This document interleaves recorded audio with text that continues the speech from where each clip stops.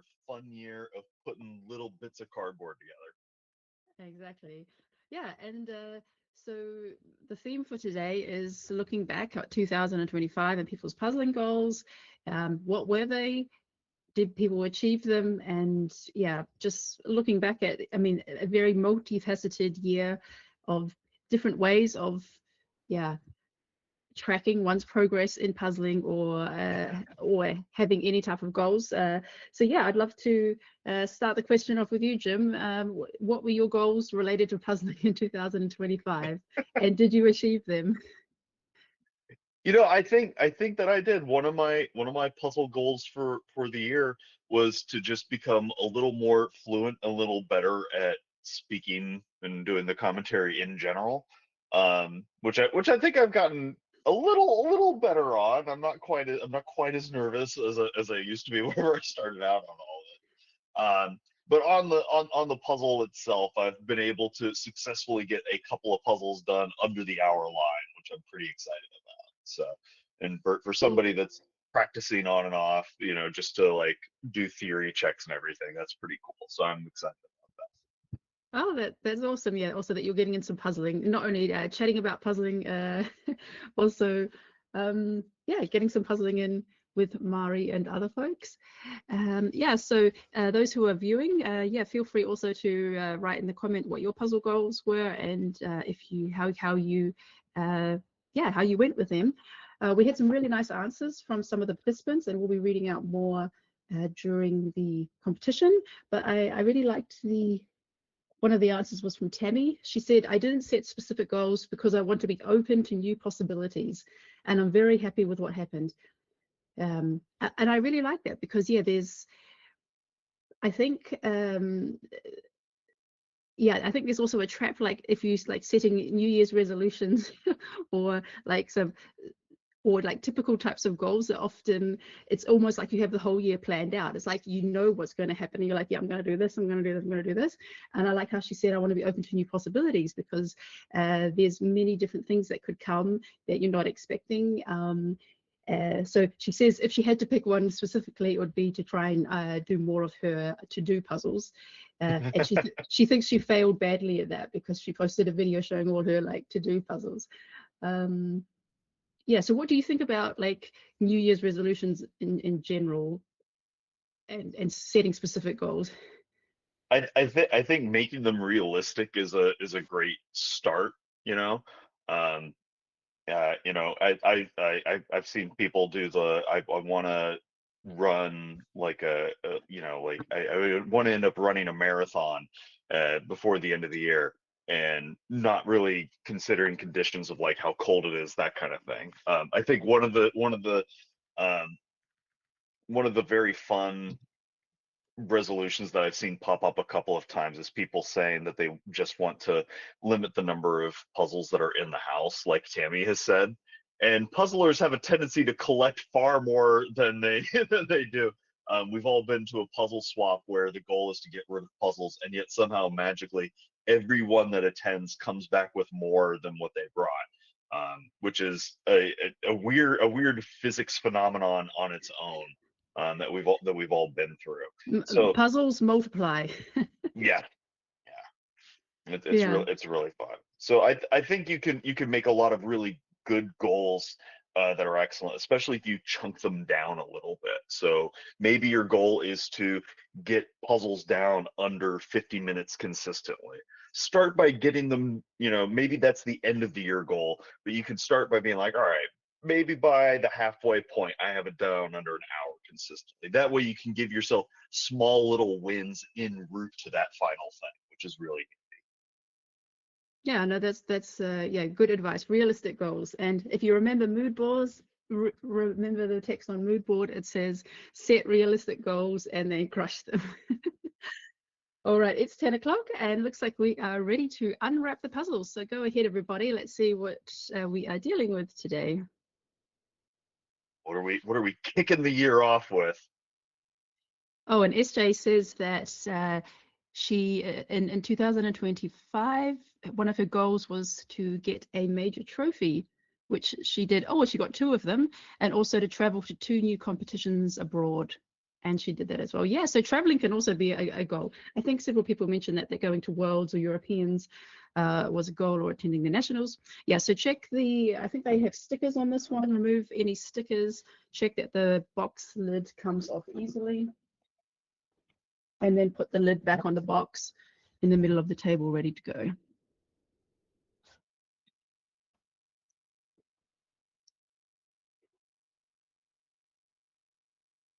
Okay. Looks like everybody is unwrapped.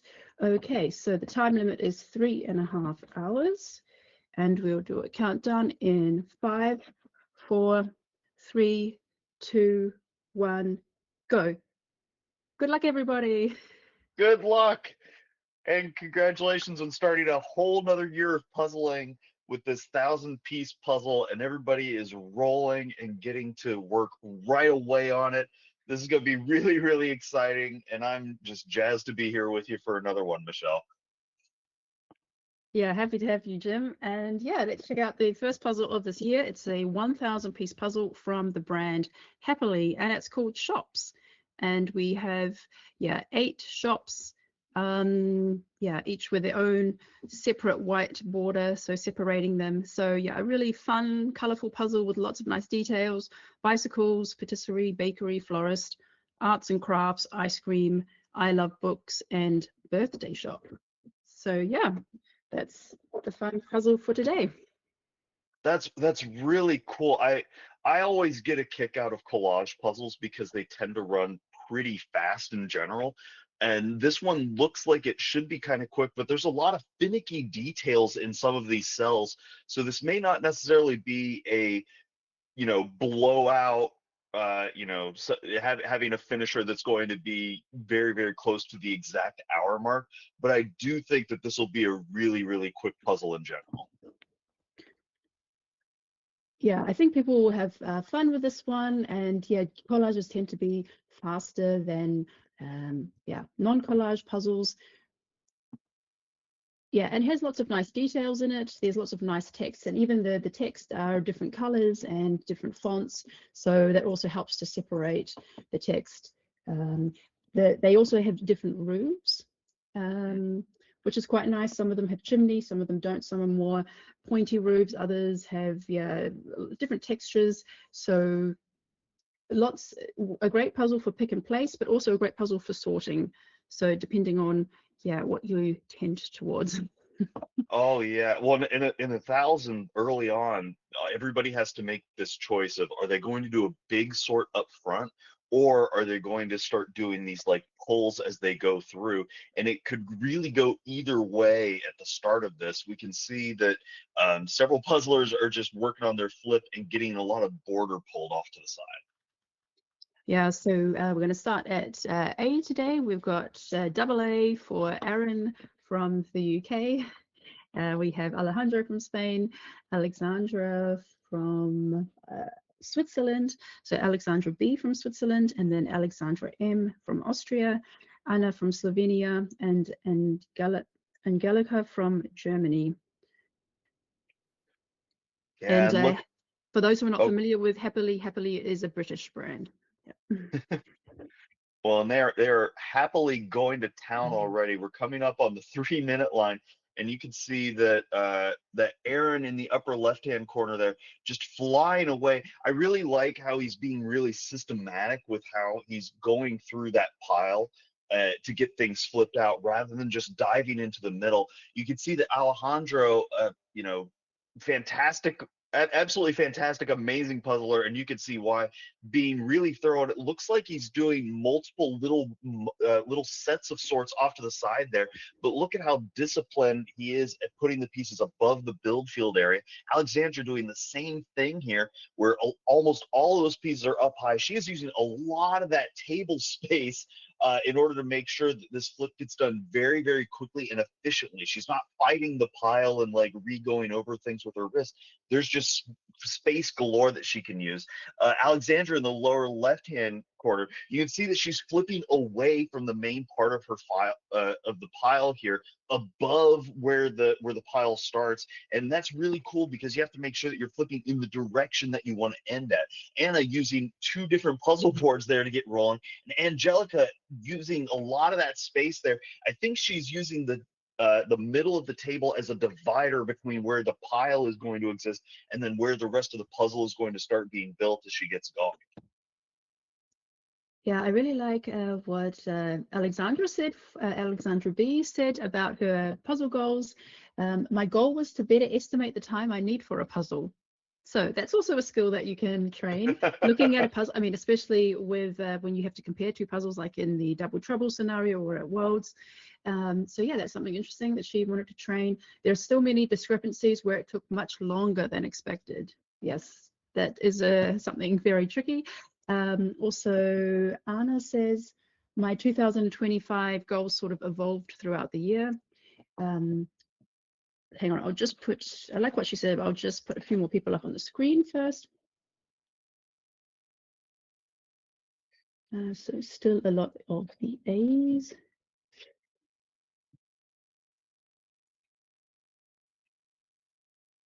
And yeah, and just this is for some people their first time to do a 1,000 piece puzzle in a competition. So good luck to especially to them. So Anna says, this time last year I had no idea that this thing called speed puzzling even existed. In the second half of January I started. In February I decided to use my annual holiday to go to Worlds in Valladolid. At that time my goal was just to finish in the 90 minutes. As that time passed, the goal evolved into finishing under an hour, and somehow I ended up in the finals. So yes, my goals were definitely reached. I also have an amazing pair partner, and I never imagined pair puzzling could be so much fun, as well as team puzzling. I made 3 amazing friends for life, and as my involvement in the puzzle world continued, I kept and keep meeting new people who have a lot of potential to become good friends. So yeah, finding a good group of friends and finding a team and a pairs partner can also be, yeah, something to look back on and yeah, to be happy with. Hey, leave some success for the rest of us. That is too much of a great year.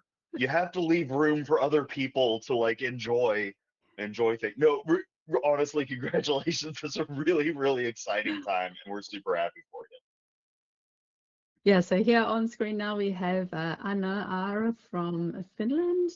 Then we have Anna S from the Netherlands, Anna Roos from the Netherlands, Aria from Indonesia, Cameron from Canada, and Carolyn from Germany. Oh wow. And you can see everybody is just going to town here. We're getting ready to cross the 7 minute line. So a lot of the super speedy puzzlers are about done with their flip at this point, and getting ready to start on the assembly. Anne is doing a great job. You can see that a lot of that border has already been pulled off to the side. I think there's a secondary sort of those blue letterings. I think it might be bakery going in there, and that's going to be pretty exciting. You can see in the upper left hand corner, Anne is doing finishing up the rest of that sort, but a lot of that border is coming over to the left hand side. Anna Roos in the upper right hand, you can see there's lots of what we sometimes call little squirrel piles of smaller little chunks of sort rather than one large one, and it looks like those yellows and oranges are really speaking to her, and she's making those great pulls. Aria is using a big puzzle tray there to pull out a lot of those edges and then just sets them aside completely rather than having them stay on the table and kind of taking up brain space. Just remove them completely. I think this is going to be a puzzle where unless you really know what the border is or how to manipulate it, it's going to be difficult to start with the border on this one. So I think that's going to be a pretty strong move, but everybody puzzles differently, and some people really need that border. You can see Cameron doing a big swipe as well for edge pieces, and setting them off to the side, finishing up the rest, and is going to get going on an initial big pull here. I think of I'm not sure. Those look like brown pieces that might go towards. Yeah, I think that's the like roof of the upper left hand corner cell there, which is really exciting. And Carolyn is also doing a great job. You can see that sun coming in for an early day of puzzling. And Carolyn here has made multiple little piles of pieces and is going to do a big sort up front. And this is always exciting. Is the trade-off of the investment of a big sort early on these 1,000-piece puzzles going to save you time down the line? Hopefully it does, and in a lot of cases it will. You know, these 1,000-piece puzzles, everything gets magnified. Every choice adds up at, you know, dramatically over the course of the whole run. Yeah. So what we can see here, I've just put Kiara on screen that she's going for the border. Um, it does have a very white border, but as you can see that they also have tips of colors on there, so it does edge onto the house as well. So it's not that, like, there are some Oh, happily puzzles where you have like completely white pieces, but if I remember correctly, the completely white pieces, there was only a few of them. Most of them also have like maybe 30% color on them as well. So yeah, I'm just going to oh, read some that's of. really exciting. Yeah, so that helps as well. So I think I did the border a bit later. I don't think I started on it. I just went, I really love like text. And so I think I went for some specific text, and the bicycles also Mhm. jumped out at me. But yeah, we had just on the screen some moments ago, Anarus. Now she said, uh, halfway through 2025, I noticed that I was just a few puzzles behind doing one puzzle a day on average. So I tried to reach 365 puzzles. I'm not sure yet if I will try again this year, but this EJJ will be my fourth puzzle, so I am on schedule. So if your goal is to do one puzzle per year, you need to you need to have done a fourth puzzle by today. Yeah. And Arya said his goal in 2025 was to attend Worlds and to be in all finals. He didn't get to be in all the finals, but he still had a good time. And That's on screen right now, we have Chiara from Italy, Danica from the Netherlands, Dietmar from Germany, Elena from Finland, Emilia P from Sweden, and Everly from Estonia. Oh man, we could see Kiara just going to town on that border. We're getting ready to cross 11 minutes and about 20 seconds here, and she almost has the whole thing done. You know, Michelle, you're absolutely right. I think there's just enough color on a lot of those edges to be able to map out where those buildings are sitting and do them in little clusters and then line them up. That's really, really cool. You know, and you're right. Happily could go either way on that aspect on which way you're going to play it out. So really cool to see different routes already being taken on this. Danique doing a great job to finish up this flip. It's not easy to maintain that concentration and to keep it going the whole time and start making those pulls. Danique's doing a great job getting this wrapped up here so that way she can begin on that assembly. Uh, uh, Demar in the upper right hand corner. Sorry if I butchered the name there. um, doing a lot of work on a puzzle board, which is great. You can see that they don't have a ton of space, so they're using that additional puzzle board to actually do a lot of the assembly, so that way they can save room. I think that's a great use of a puzzle board rather than just storage. Having it be the place that you can put a lot of chunks is brilliant. Alina in the lower left hand corner, I think they've decided to go for edge pieces, and they're doing all of that edge work in chunks, and then they're going to worry about placement later. That's really, really slick because then you can focus on one thing at a time. Amelia P, a lot of those edges are coming in, but while they're working on the edges, they're also doing pretty decent sized color pulls to get those roofs of the shop rolling. I think they have that brown textured roof that's going to be in the upper left hand corner of the puzzle at the end. That's looking really, really strong, as well as that textured blue blue roof that's going to stick out as well. Really, really slick job, and that's a great texture to latch onto early on. And Ed Lee in the lower right hand corner has a lot of that purpley blue blue roof. I will say it has this like weird pink texture in the background, so on screen it's going to read a little purple to us. It has these like blue and pink dots, so it'll read purple on screen for us. Yeah, you're right. Yeah, exactly. So I also looked at the screen and I was like, which one is the purple roof? But Yeah. it's a blue roof with like pink details on it. So from a distance, it looks purple. Yeah, but some really nice progress so far at 13 minutes. So with us today, we also have Benna from Belgium, Fleur from the Netherlands, Graham from United Kingdom, Heike from Germany, Helen from the UK, and Ilona from Germany. Oh wow. Yeah, somebody in the chat was asking if the brand's cut is nice. And yeah, thank you SJ for chiming in there. It happily does have a really nice cut, and there are different shapes. But there are a lot of standards, those two prongs opposite sides of each other throughout here. Yeah, I think especially looking at the border pieces are a lot more similar looking and like similar sizes, but within the picture itself, there are lots of shapes. However, there still can be some false fits on color block areas. Absolutely. You can see in the upper left-hand corner, Fenna here has done a pretty decent sized sort. You can see those piles of yellows and pinks further out, and has all of the pieces above the build field rather than off to one side or below. And they are going to town on those roofs. I think that's going to be a pretty attractive start point for a lot of the puzzlers, but that is also pretty big. So I'm always surprised what routes puzzlers take, because things look differently once you're in the pieces than whenever you initially approach it. But those brown and blue pink sparkled roofs look really nice.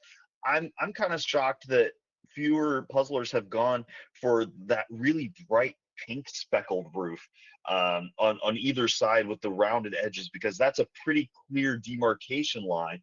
But I guess it might get a little muddled within the pieces with how some of that flooring looks. But you can see that they're doing a really excellent job here. Fleur has done those groupings. Graham going for the full border and is trying to wrap it up. But you can see at far left-hand side has done little groups of roof pieces and might have some of that together. Really, really slick.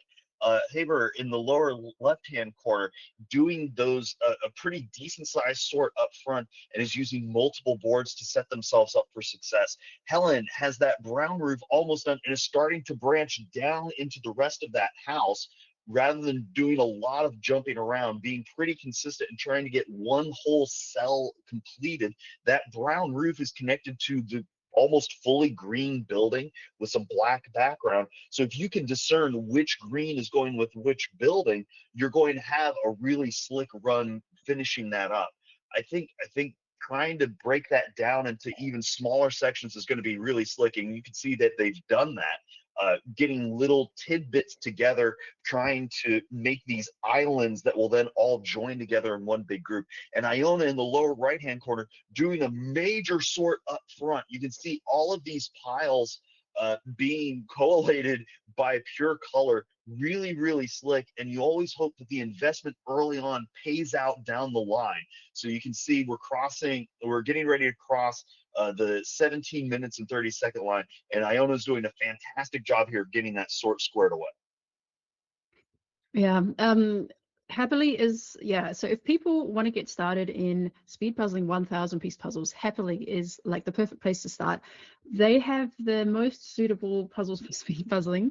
They have a lot of collages, they have a lot of like images with not much going on in the background, so very minimal background, and so it's they've got big color sections, easy to sort, and just really fun images. We've used two before. We've done something fishy, which was a pairs 1000, and then we also did art dogs as a solo.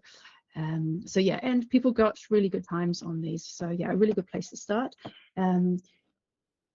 So Graham says that his goals were, one was to start a puzzle related business, two, to use it to make powerful puzzling allies, and three, assimilate their powers to become the ultimate puzzler. 2 out of 3 ain't bad. And Jody Well, says in the comments that Graham should be good at this puzzle because he does all the shopping. So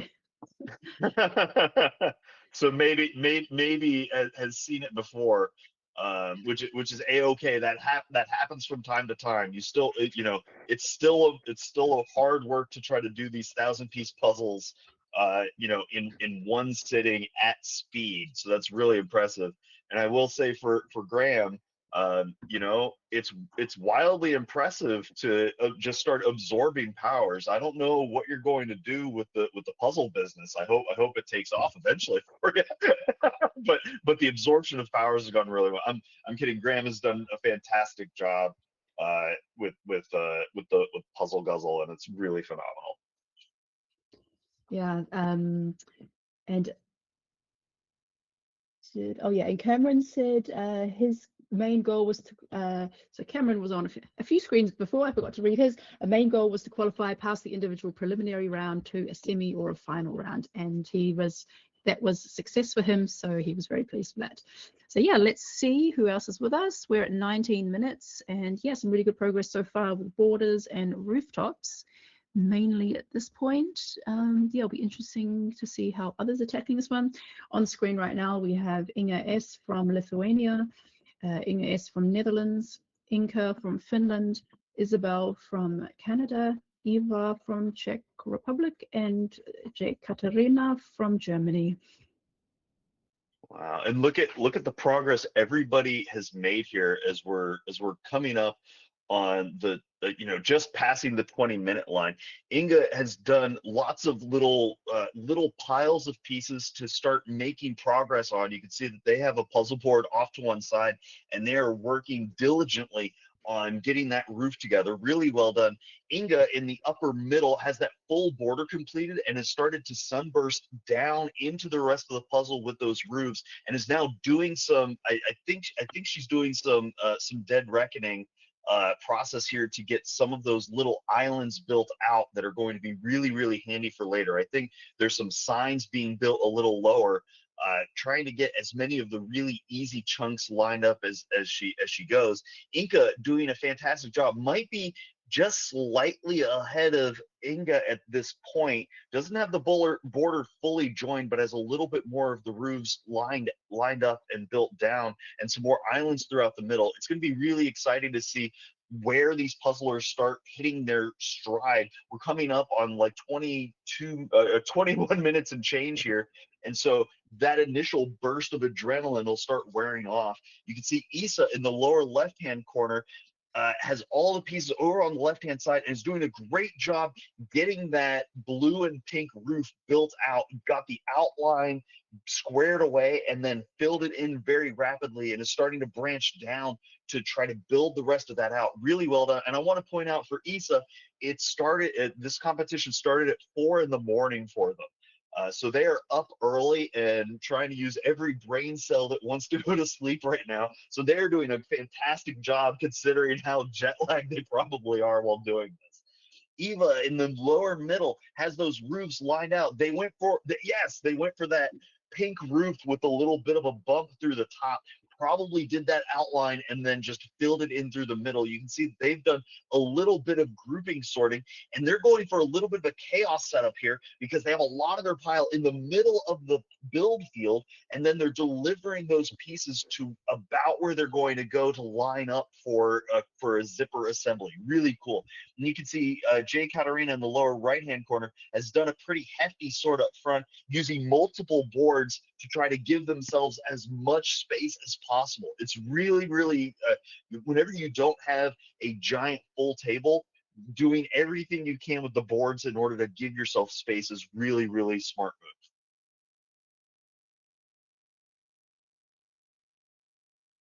Oh wow, you'd see how excited Jake Katarina is, just from using those little poles. You can see that they've made multiple roofs on that board already, kind of sideways almost. It's interesting. Rather than working them face up, they're kind of working them up and down, which is a really, really cool way to go about it.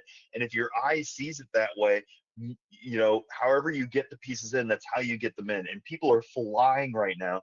You know that fatigue is going to start hitting in once we cross that 35-minute mark or so. So getting as much of the easy things out of the way early can really give you a boost later on, because then you can look back at that success marker, and keep yourself rolling pretty quickly.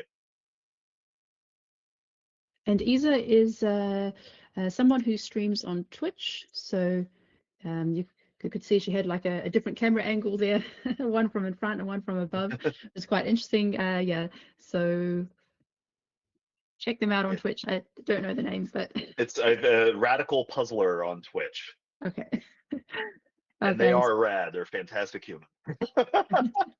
so we have with us Jane from Denmark, Jessica J from Germany, Jessica W from Germany, Jonathan from the United Kingdom, Yuka from Finland, and Karina from Germany. Oh wow! And look at the progress that's been made here. Jane Lunsford. I think there's yeah.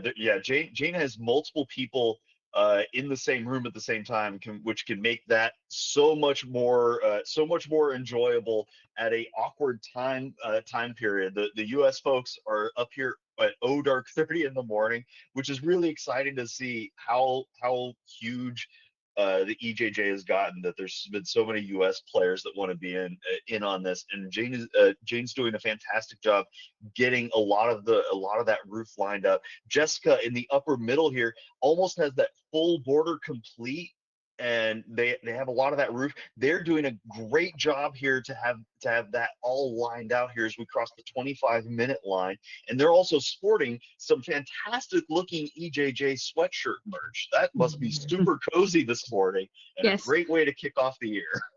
that made me very happy to see, Jessica. Thank you. I've got my hoodie on. It's my just felt so cozy this morning. And an imaginary 5 seconds of bonus time will be removed from your no, nothing like that.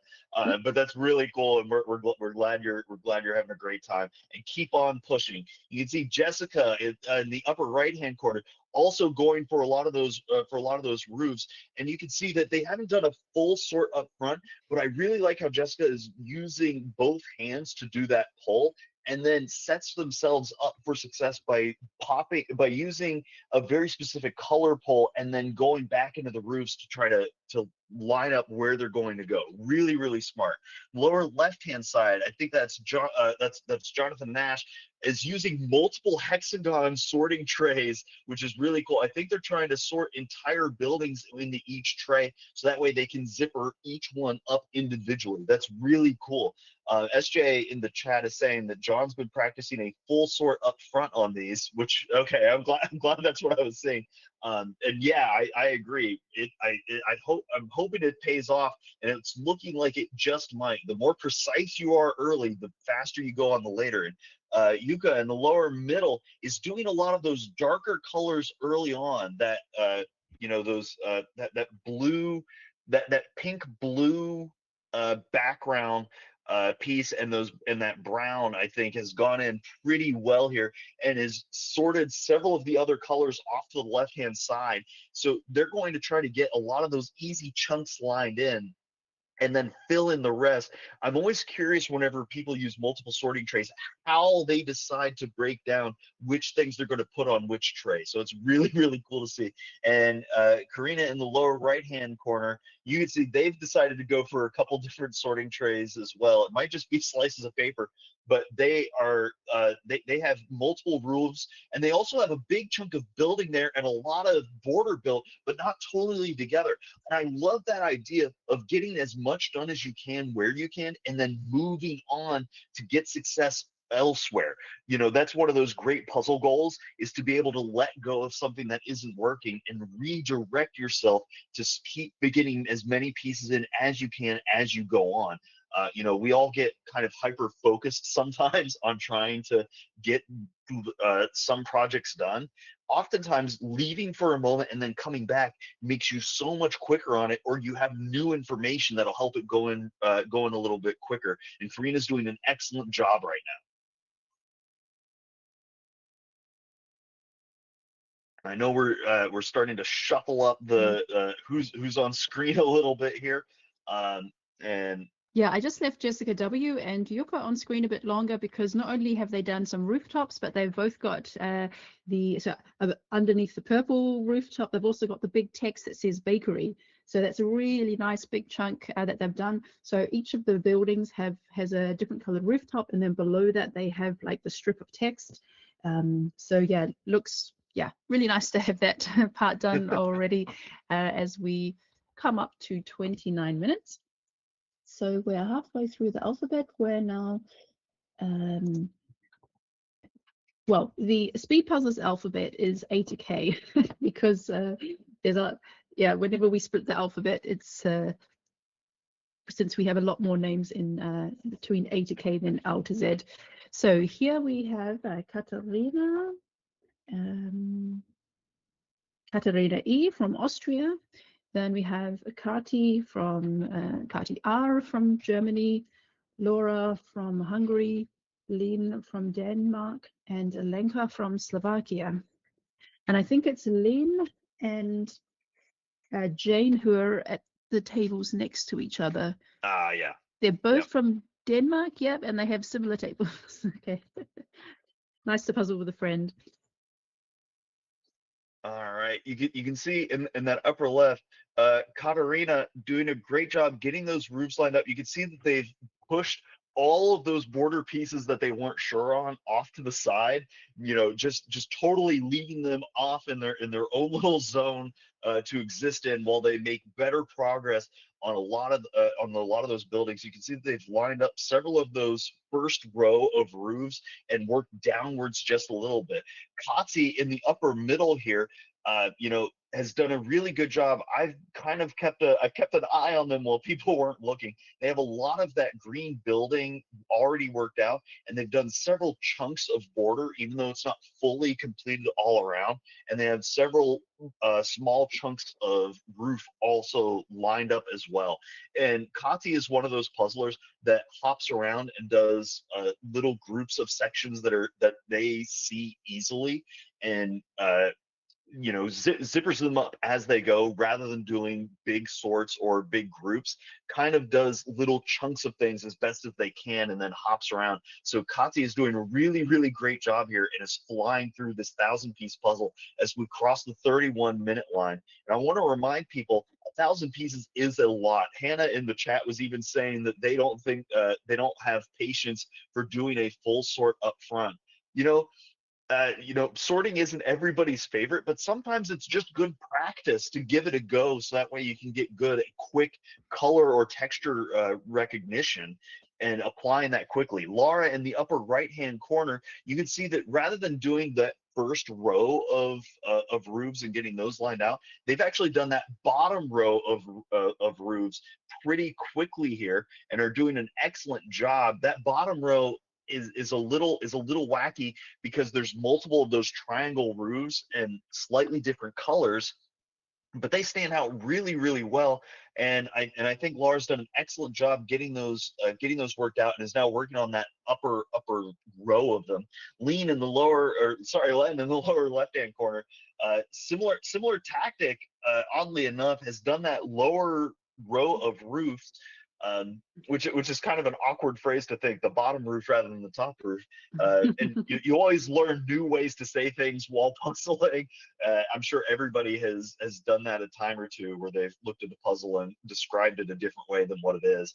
And as long as it makes sense to you, you're doing an excellent job. And Lynn's doing that in spades. Lenka in the lower middle has done the full border, has the brown and then the blue pink speckled roof built out from that top, but is now trying to get those chunks of roofs down through the middle so that way they can sandwich in from either the bottom to the middle or from the top to the middle, and use a little bit of shape work in order to accelerate things as they go.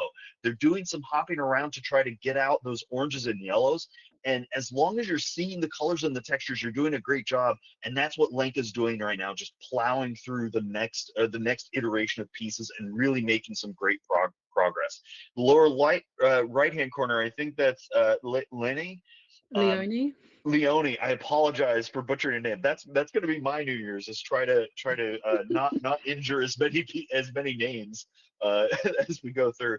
Leonie's doing a great job. You can see that they're doing the outline of some of those buildings entirely using that feature plus one of the white outline plus a feature of the building in order to make that ring. And they've done a little bit of sorting as well. And so they're going to make some progress here, make up some time. You can see that they've sorted those borders down into the middle and are hopping from place to place to try to wrap this up. And they are doing a great job.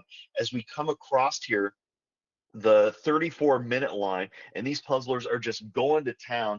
And we know that fatigue is going to start setting in. So for folks that this is their first time doing a 1,000-piece puzzle in competition, this is really, really exciting, and where you want to give yourself that extra mental boost of, I can do this and I am doing this. And gosh darn it, you have a whole bunch of people here with you doing this doing this puzzle with you in the morning at speed. So good luck and keep on trucking.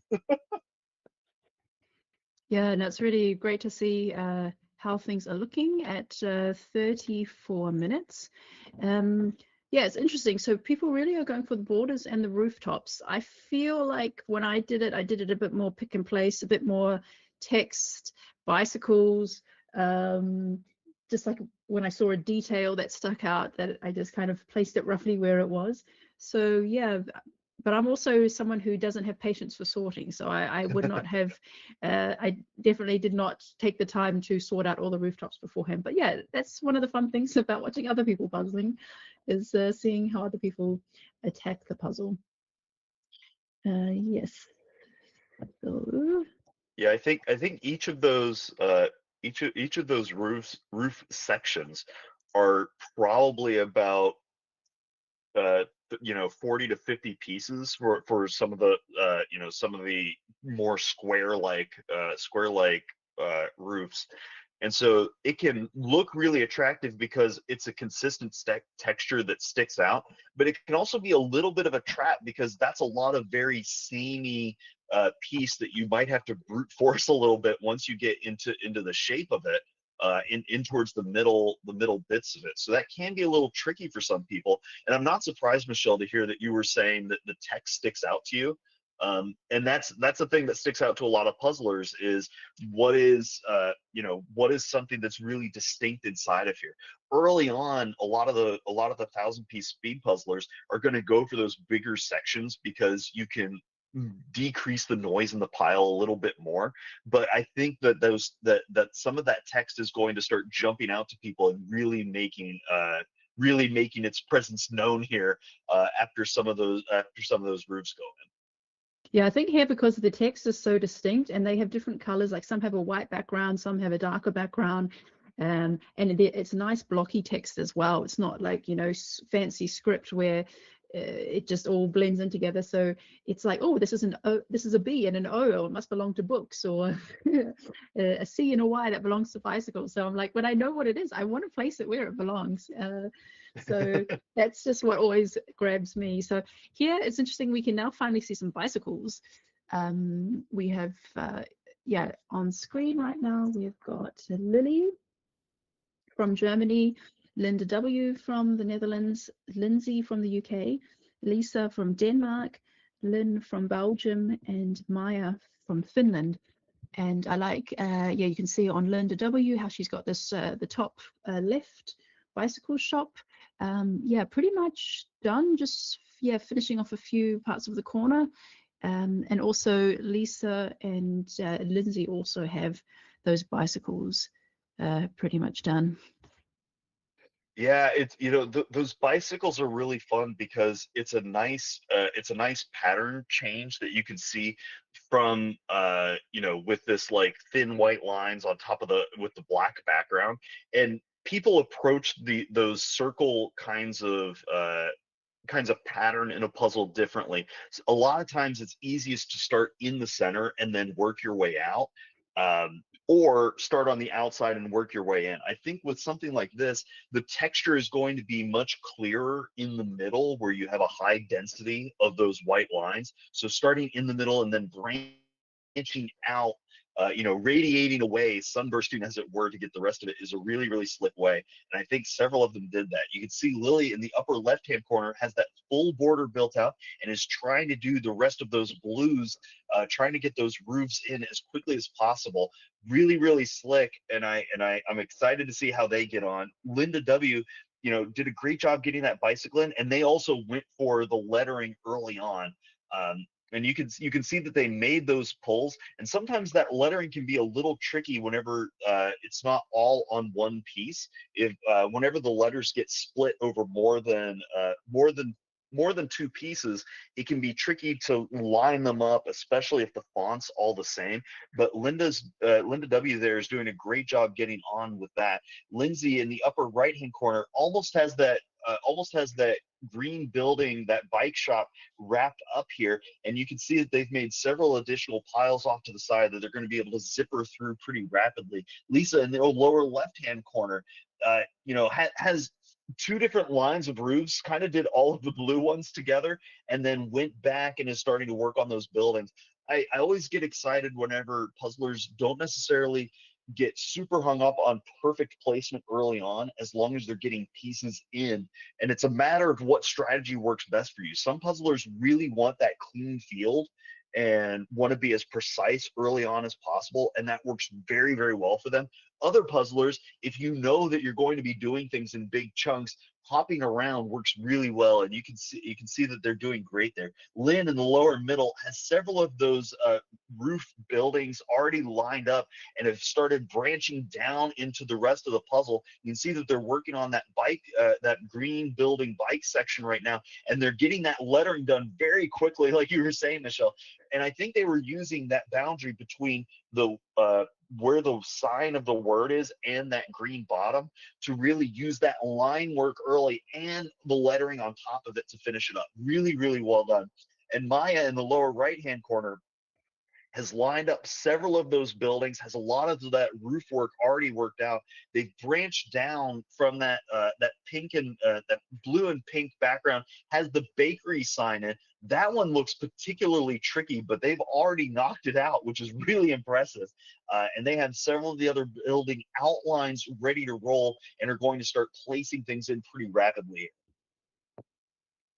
Yeah, I just want to do a shout out to Isa because um, I've just read the comment, and Isa's goal was to puzzle every day and manage that, but just barely. So puzzling for 365 days in a row is yeah, quite an amazing achievement. And yeah, so maybe some people want to think about that. Day four puzzles. Yeah, see how far you can get. Yeah.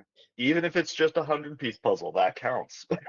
True, it could just be yeah, a 100-piece puzzle. It doesn't say you have to be a 500 or a 1,000-piece Yeah. puzzle. I know there are some people who have done significant amount of puzzle pieces every day, but some puzzling is better than no puzzling.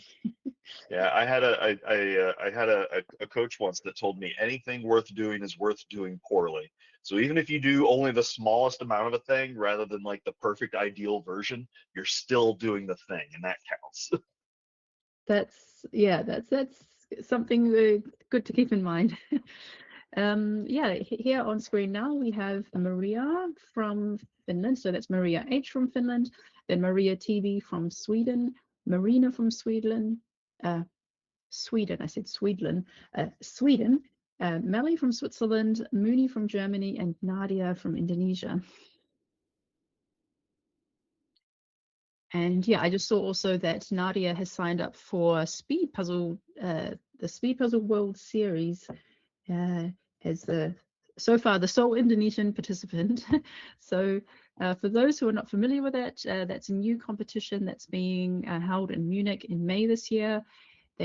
For the people who are subscribed to the newsletter, they could already start ordering tickets yesterday. And yeah, it's going to have 6 challenges and is a solo competition. So that's SpeedPuzzle.com if you want to check out that new competition happening in Germany in May. Yeah, it should be an exciting time, and congratulations on being the first Indonesian to sign up. And I'm sure there's going to be many, many more. A lot of people going to the World Series are also participants today in this competition, and that just shows, how exciting the Euro Jigsaw Jam is for people, because they often use this as competition, like practice and training grounds, on top of just getting to compete with a lot of the other best in the world puzzlers. And what a great way to start off the year here. You can see in the upper left-hand corner, Maria. So yeah. So much for that initial goal of not butchering names. We'll get there eventually, team. It's all one day at a time. But Maria's doing a great job. Has those roof outlines. Is done some of the border as well, and getting those just white pieces in helps lower the noise of the pile a little bit, and it's really cool. You can see that they're doing the outline of some of that building, which is really, really smart, trying to get those pinks worked out. In the upper middle there, Maria TV has that pink and blue roof and a lot of the bakery word font already lined up. They have several other little sections already worked out, and it's just going to be a grind to get some more of that in there. Getting through that 1,000-piece pile to find what you want gets more and more difficult as time goes on, because that fatigue really starts setting in and all those pieces start looking the same. So having space to spread those pieces out, sometimes it can look like it's physically slower. You can see in the upper right hand corner, Marina A is doing a really cool thing where the pieces are spread out over more of the puzzle, but it makes it a little easier to see where one piece ends and one piece begins. There's always these trade-offs in puzzling, and sometimes that little bit of space as a trade-off for being a little bit slower to get one piece over to where you want it is a fair trade, because then you can get to the assembly a little bit quicker. You can see in the lower left-hand corner, Melly.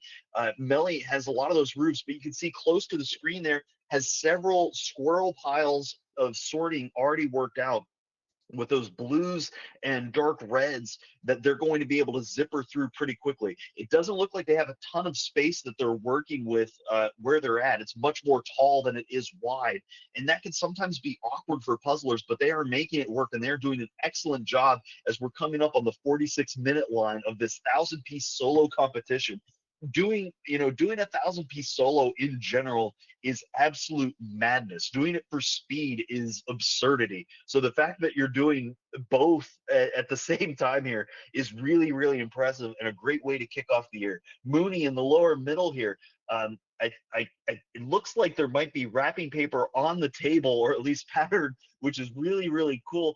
But they have lined out several of those buildings, have a lot of roofs done, and they have lots of little chunks, and it will make the later part of the fill-in go pretty quickly. It looks like they're also working directly out of the box rather than doing the traditional big dump and flip all at once. They're pulling a piece out, checking where it goes, and dropping it. So it looks like this really wild scatter shot of fill in. But then as this continues, it's going to rapidly fill in very, very quickly, because they already have things lined out really well. I love that use of Dead Reckoning here, and this is a great puzzle to do it on, because there's not a ton of gradient you can get lost in, and as long as you're really accurate early, it makes your life way faster throughout. And the lower right, you can see Nadia doing a great job finishing up those bicycles, working one building at a time here. And this is really going to fly. Everybody's doing such a great job here in this solo 1,000 competition, using this happily puzzle.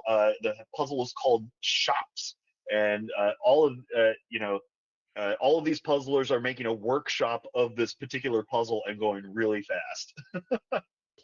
Yeah, I just want to mention Marina's answer to the question about her puzzling goals for 2025. So she achieved both of her goals. One of them was to finish the Swedish nationals under 90 minutes. And so she did that. So she was really happy with that. And also she broke the 60-minute mark on 20 different puzzles, 6 of them on a first attempt. So she says, I'm really happy to have reached these goals, but I also feel like I still have so much to learn. I'm excited to see what new challenges and goals 2026 will bring. And Nadia says that her goals were to reach semifinals at Worlds and be out of the 50+ club before the end of the year. I'm glad I achieved both. So Congratulations, that's really wonderful. yeah, really great to hear. So congrats, Marina and Nadia. Uh, we also have with us Nora from Finland, Patrick from Switzerland, Rachel from United Kingdom, Rebecca from Austria, Rika from Denmark, and Robert from Sweden. And yeah, I really like the top-down view from Patrick, and he's got all 8 rooftops in place and joined to joined from the left to the right. So yeah, a nice composition there, looking, yeah, nice stable composition there. Yeah, I always like it whenever puzzlers are able to get a solid line through the middle, so that way they can work the shape both from the bottom to the middle and then from the middle to the top, or left to right. The more you can outline a section, the easier it makes your life, because it lowers the degrees of freedom or the number of options that you could possibly have. My partner Mari often says that speed puzzling is a bit of a misnomer, and we should really be calling it efficiency puzzling. So everything that you can do to make those little tweaks to give you micro advantages to lower the probability of picking up a wrong piece and getting it in a wrong spot, and just being as accurate as possible gives those wins. And you can see Patrick doing a really, really great job here, being accurate early on and setting himself up for success. Nura in the upper left-hand corner, you can see that they're trying to use a similar tactic. They have, it looks like they have that full top border, and they're now going back through and getting the rest of the roof lined up. Next to that pink and purple, that pink and blue rooftop, there's this pink roof that has this kind of uh, fuzzy brown background, and that can look an awful lot like the other pink roof, unless you're right on top of it. So I'm not surprised that a lot of puzzlers kind of saved those pink ones for last, because those probably look the most similar out of all of the roofs.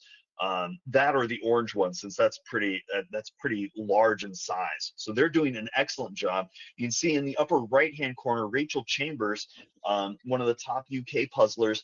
She has that full border outline. She's done that line of roofs that's connected through the middle, and you can see that they've also already worked out that bicycle shop window with that black ground and the bicycles in through the middle. And they've also done several of the words, the signposts as well, which is going to just keep expanding down their zone of knowledge, letting them zip through a lot of this puzzle. They're doing a fantastic job here. Lower left-hand corner, Rebecca doing a fantastic job as well.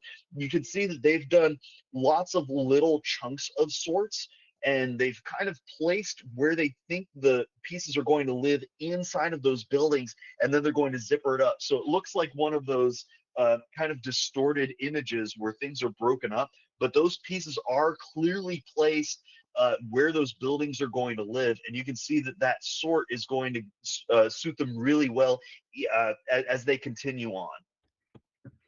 Yeah, I'd just like to comment on something that SJ says. So she says, just regarding, in response to your comment about doing something, poorly or not perfectly is better than not doing it at all.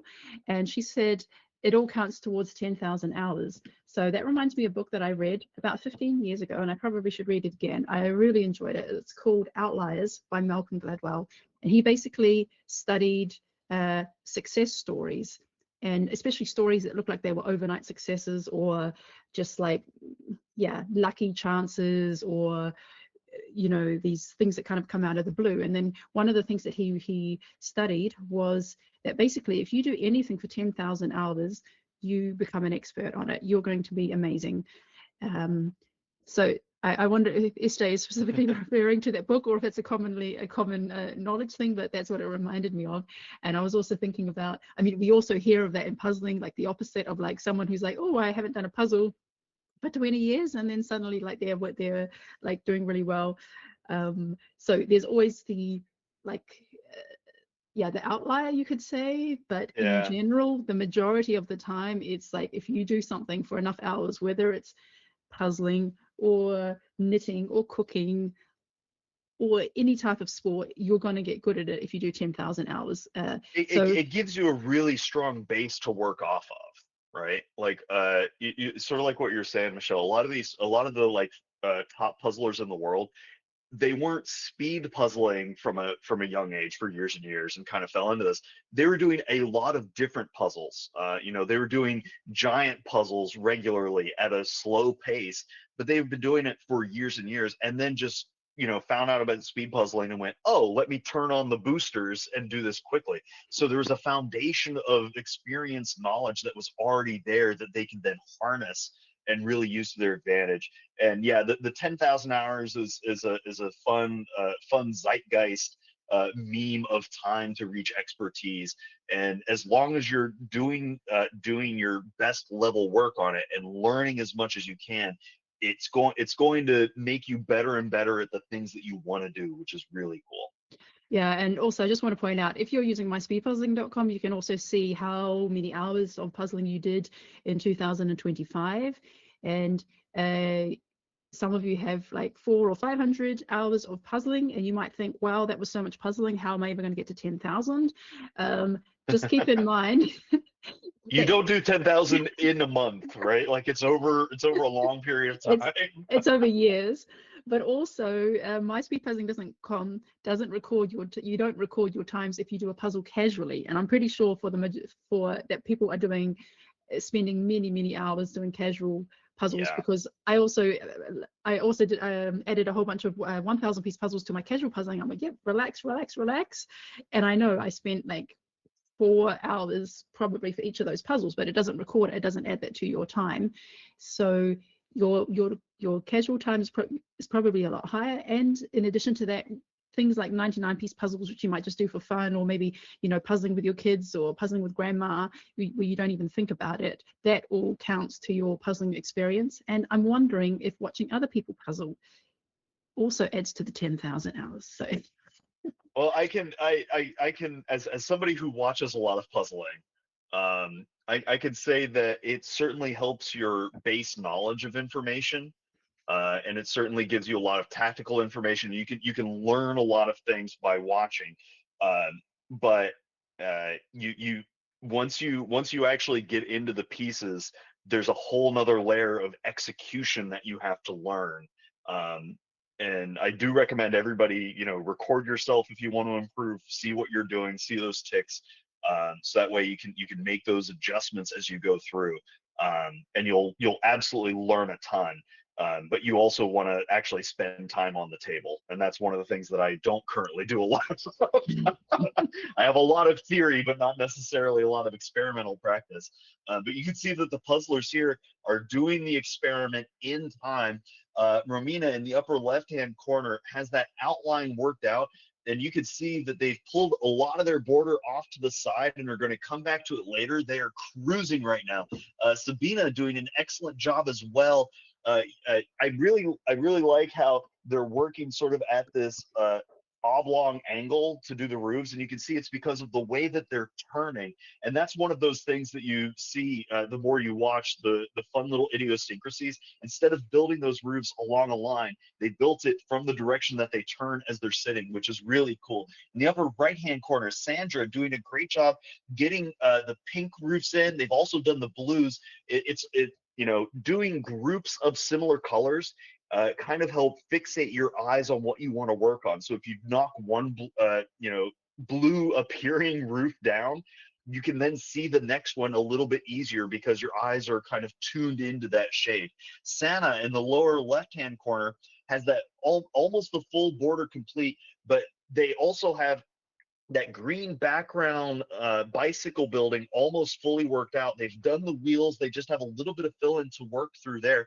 There's sunbursting down from the top to get that pink roof going into the patisserie building to get those lined out. There's a lot of duplication of pattern inside of inside of that building, where the very bottom has this yellow and blue and pink, there's sort of like yellow circle with very large pink dots split on either side of the doorway. So shying away from that can make sense whenever it's something that's a little split, but I don't think it's as spooky as some puzzlers may think early on. But you can see Santa in the lower middle there has that full border, is doing a really great job here. You can see that they're lining up several of those roofs across the middle, so that way they can start sandwiching in from either side, sort of boxing things in as best they can. They have a lot of that bicycle roof done. Or the bicycle building worked out, and they're hopping from one side to the other. And Sarah, in the lower right hand corner, you can see that they're using that puzzle board to make a big hole in the pile and then deliver that board where it's going to live. I love it whenever puzzlers can get the pieces off the board quickly if they're not going to assemble it, so that way it's where it's going to live and they can start working on it right away. Yeah, so we're at the S's now. We're almost towards the end of the alphabet. So I'm gonna keep moving because the fastest time we've had so far on a solo 1000 was around 1 hour 15, 1 hour 17. We're coming up to 59 minutes. So maybe we could see the first finish in the next 15 minutes or so. So yeah, on screen right now we have Saka from Czech Republic, Simona from Germany, Siv from Denmark, and this is Siv's first 1000 solo competition. So good on you, Siv. We also have Sol from Denmark, Stefan from Switzerland, and Susanna from Germany. Oh wow! And you can see here as we're closing in on the hour line, all of these puzzlers are doing a fantastic job. I was saying it earlier. Doing a 1,000-piece puzzle as just soloist in general is wild, and you can see Sarka is doing a wild job of getting this together. They've made that full border outline. They have the roofs across the middle lined up, and now they're going back in and they're doing the line work between each of the buildings, so that way they can use that outline to do shape work in through the middle. That's a really cool tactic, and I always recommend, whenever you're not sure what to do, try to outline things, because those boundary lines and colors and textures can give you the information to get stuff in. But they've done a really good job of that. They also have a pretty decent fill in with the ice cream building, because there's this pink doorway and then this like confetti bottom, and so they've made this grouping of smaller chunks of texture inside of there that is giving them some really good progress. So well done there, Sarko. You're doing excellent. Simone in the upper middle, also done that full border, that line of roofs across the middle, and they're now going to have to make a pretty big decision on what tactic do they want to use next now that these chunks are done, and I'm excited to see which way they go. Siv, congrats on your first EJJ. Doing a great job so far, getting everything lined out. You are flying right now. We'd see Stefan in the lower left-hand corner, flying through that pink roof, getting the rest of it worked out, and then is going to move on into some of those yellows. And you can see Suzanne in the lower right hand. A lot of those buildings are kind of floating around, but they're floating in the sense of those are projects that they're going to be able to work on. And you can see that they're being real diligent and careful getting the rest of it worked out. Yeah, and regarding the piece cut from Happily, it sticks together really well. So if there's ever a brand where you have you attack the pieces and assemble them in a different arrangement, it's absolutely no problem with Happily to basically just pick up the whole piece and plop it down and then rearrange it later. So even though Susanna's is not at the moment, yeah, it doesn't look at the moment where it should be, like the bicycles off to the right and all that, that's no problem. Once she's filled out a bit more, it's very easy to rearrange. They're not going to fall apart. Yeah. So we're just going to move on because yeah, we still have a couple of fast puzzles towards the end of the alphabet, a specific one starting with W, so we want to get to them soon. Right now we have Svetlana. Svetlana, yeah. I can't see, I don't know if Svetlana has registered on the website, maybe under another name. Then we have Tammy. Yeah, so if you haven't registered on the website, then just write down in the chat.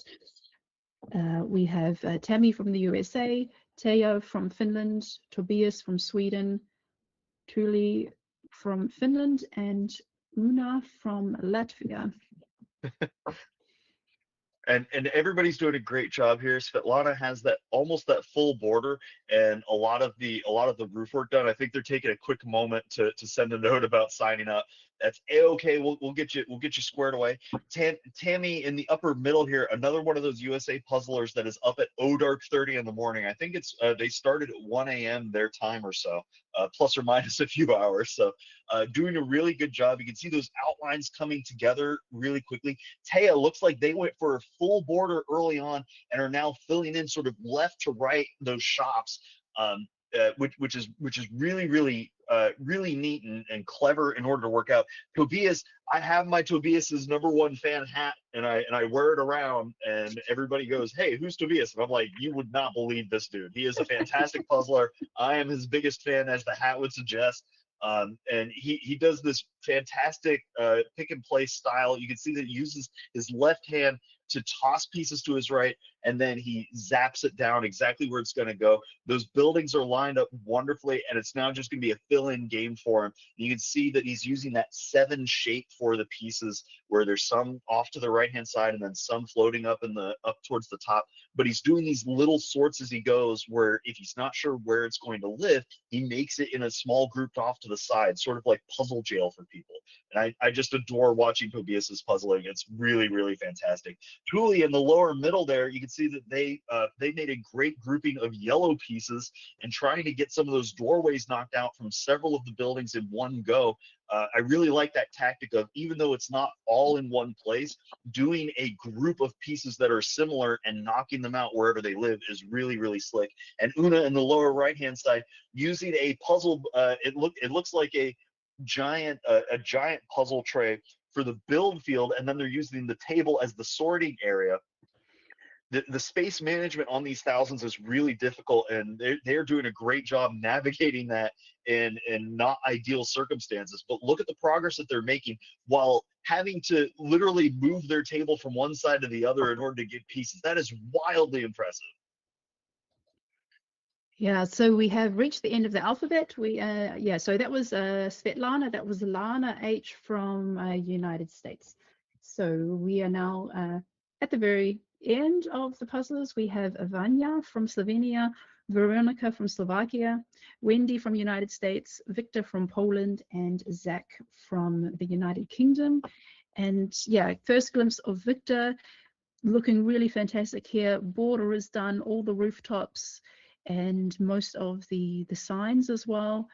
Yeah, filling in the gaps now at this stage. We are at 1 hour and 5 minutes. Yeah, for those of you saying that you wouldn't be sure about a big sword up front, I will say I was keeping tabs on Victor off to the side, and he did a pretty hefty sword early on. I don't think he actually started doing assembly until maybe about 12 minutes in or so.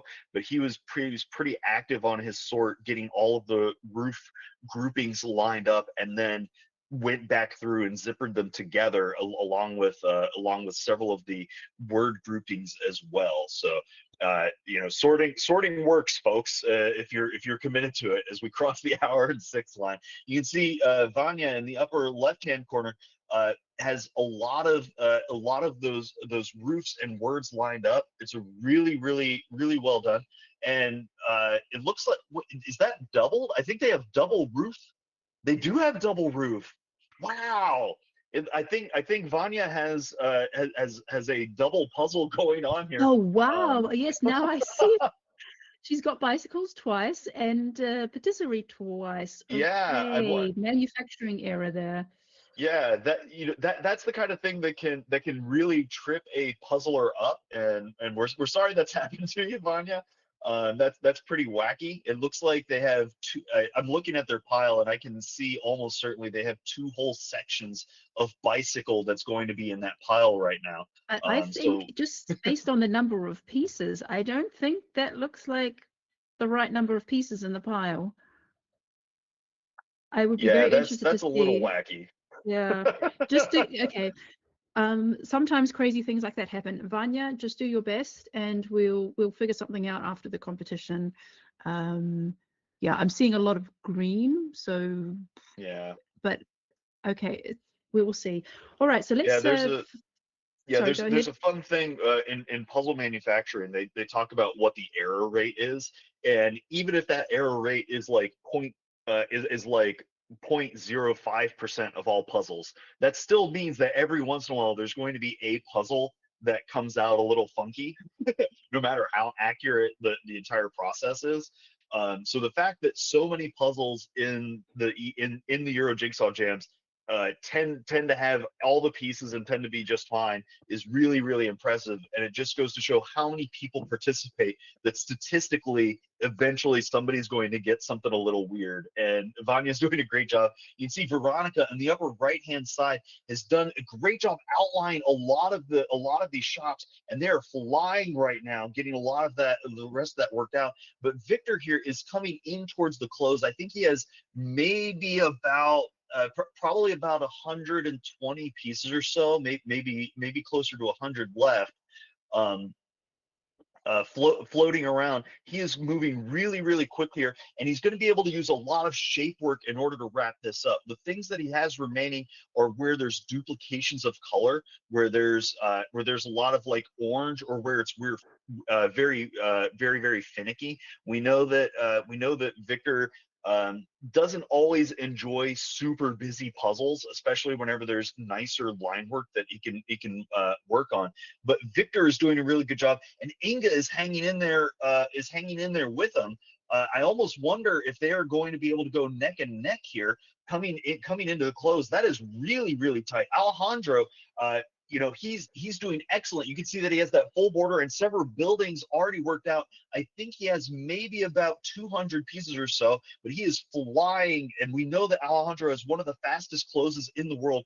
Kati is doing an excellent job as well. This is going to be really tight coming into the close here. We can see Kiara has done a fantastic job, has the full outline of several of the shops. The ones that are remaining seem to be the ones mostly on the right-hand side, where it's like the florist or the birthday shop, where there's these details in the middle that are going to be a little tricky. Saving those for last is a really smart move by these puzzlers in order to make sure that they have space. And Lenka's doing a fantastic job as well. This is going to come down to the wire for some of these puzzlers. I think Inga and Victor are very much the closest right now, but Kiara is so good at doing that finicky detail that she can make a lot of progress very, very quickly. But look at Inga and Victor go. I think Inga can knows that victory is within sight, and she is moving so quickly right now. Yeah, just in response to the comment about manufacturing areas, we've seen a lot, but considering we have done thousands and thousands, I mean tens of thousands of puzzles in the EJJ, we've kind of seen a lot. We had one time somebody had 123 extra pieces.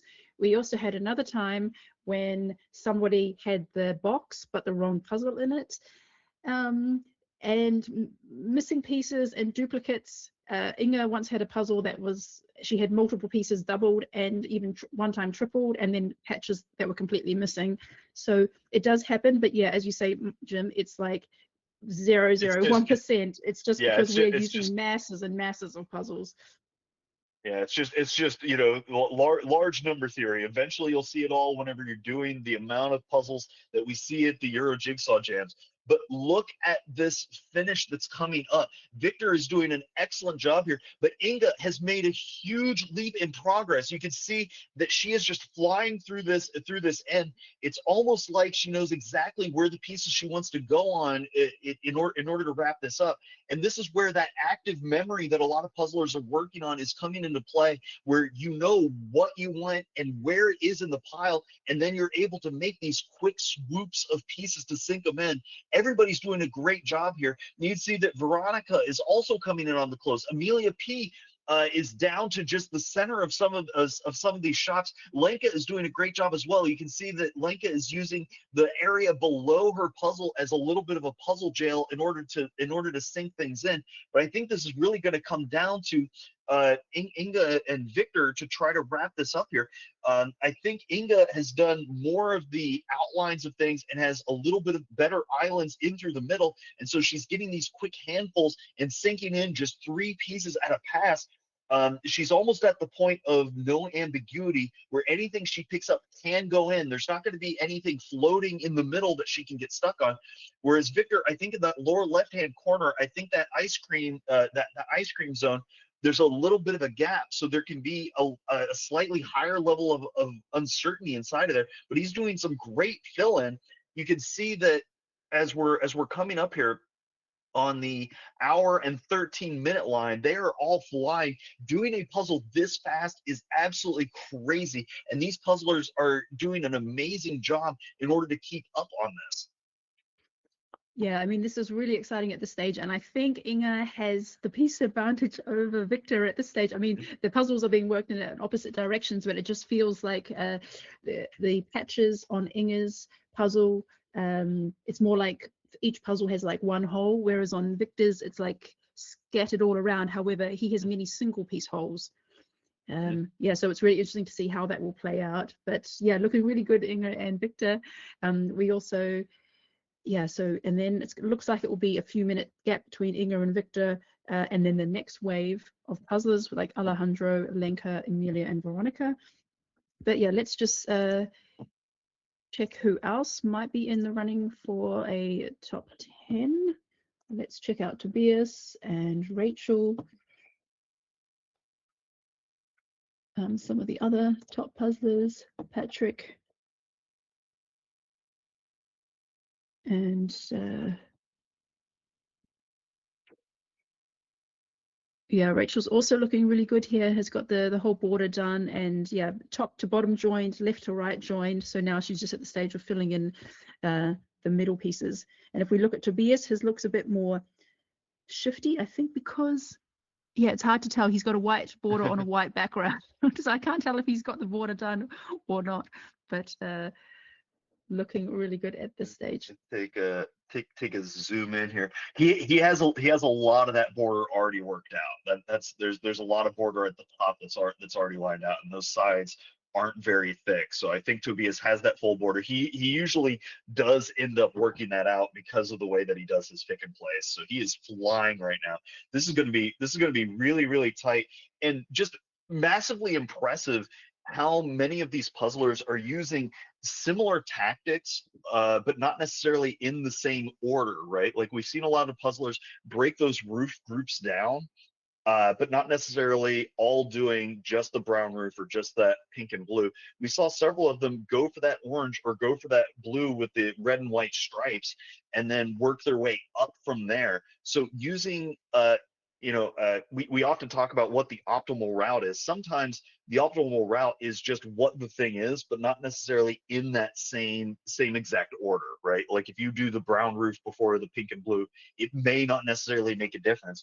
But we can see that the work that Inga's been doing on just getting the physicality rolling is really paying off for her here. She is making excellent progress and is just flying. I think she's down to maybe about 25 or 30 pieces or so.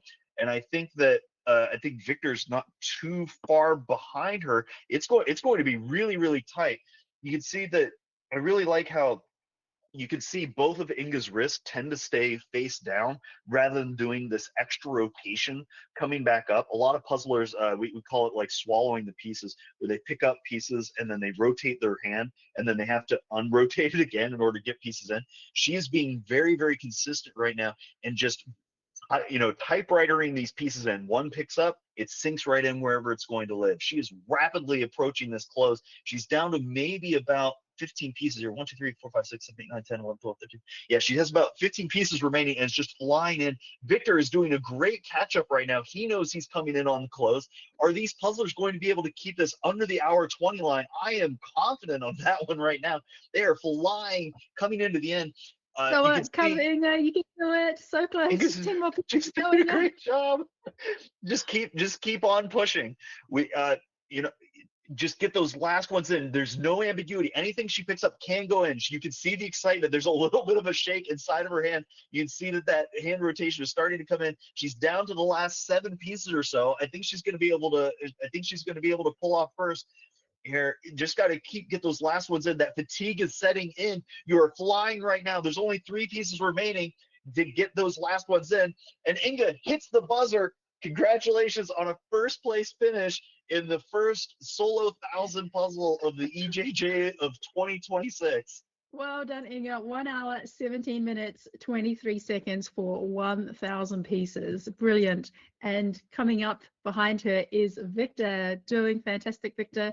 We also have Rachel, Kati, Lenka, and Alejandro doing fantastic. And yeah, so yeah, another fantastic time for 1,000 pieces. That is that quite frankly, that is a silly time. That is a silly time for silly people because being able to do a thousand. I want you to I want you to think about how fast some of the fastest folks do a 500 piece puzzle, right? You know, you have people that are able to do those 500 piece puzzles in in like under 35 minutes or so. This is doing twice that in almost the same amount of time, and it's exponentially more difficult to do a 1,000 piece puzzle than a 500 piece puzzle for a whole bunch of reasons. Okay, I just want to take a look at Alejandro. He looks like he has way too many pieces for the amount of holes that he has left. I see that at the bottom left of his table, he's got more Mm-hmm. green pieces pulled out. Mm-hmm. Possibly he has extra pieces which belong to Vanya's extra puzzle. Ooh, that would be interesting. I mean, look at his progress. He's very similar to the progress of Lenka, Mm-hmm. but he has significantly more pieces. He's I'm That's a good point. That might be where the overlatch punch comes in. We know Alejandro does a lot of traveling. I wonder if those two are going to be able to meet up at some point and join forces to make the one puzzle. We'll see how it gets on. Victor is coming into the close here. You can see Lenka doing a fantastic job here as well with the fill-in. Kati doing some excellent catch up. You can see that there's some Kati is doing more outlining and then filling in sort of that boxing in tactic to wrap things up as quickly as they can. But this is really exciting coming into the close. You can see Victor has really one chunk of a shop that's left, that lower left hand corner, that arts and crafts.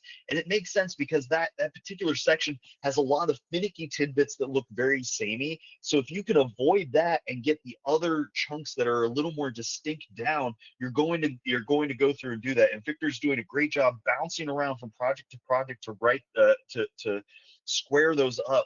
We're getting ready here to cross the hour and 20-minute line here, which is amazing times. You know, this isn't a super easy puzzle by any stretch because of some of the duplication, because of the size of some of those areas, and being able to get a 1,000 piece puzzle down in even close to an hour and a half is wildly impressive, and everybody's doing a great job. You can see that Victor is trying to search through the pile and get those little pot shots off. He's trying to do cleanups of these other sections to wrap up. You can look down at Lenka. She is down to just those pieces that she's put in the puzzle jail below the build field here. And every time she reaches into that pile, she can sink something up in the top. You can see that there's a couple of pieces over on the right-hand side that might be a little bit of a split pile that can indicate a slowdown, but she's doing excellent. Rachel Chambers doing a great job. You can see a lot of those pieces over on the right-hand side, but she is accelerating into the finish here and really picking up the pace. Now that there's less uncertainty about what piece is what, she can use a lot more of the information about the shape of the piece or the context about what those background connections might be. There's a lot more cleanup pulls going on here for these puzzlers as they come into the close. You can see that Victor's down to maybe the last 10 pieces or so. Kati doing an excellent job filling in a lot of what's remaining. Veronica in the lower right-hand corner of your screen is trying to get down to those last middle bits, closing out. But Victor is down to the last 5. Is he going to be able to keep this under the 22 23-minute line? I think he's going to be able to keep it under 23 for sure. 22 is going to be just out of reach, but he's doing an excellent job here. Just has that little bit of fill-in inside of the florist. I'm doing a check to see if he's left any pieces on top of the puzzle itself. We know that he likes being able to slide those pieces into the remaining holes. He's down to those last 4. Is he going to be able to get them in under that 23 line? We're coming up on 22:15.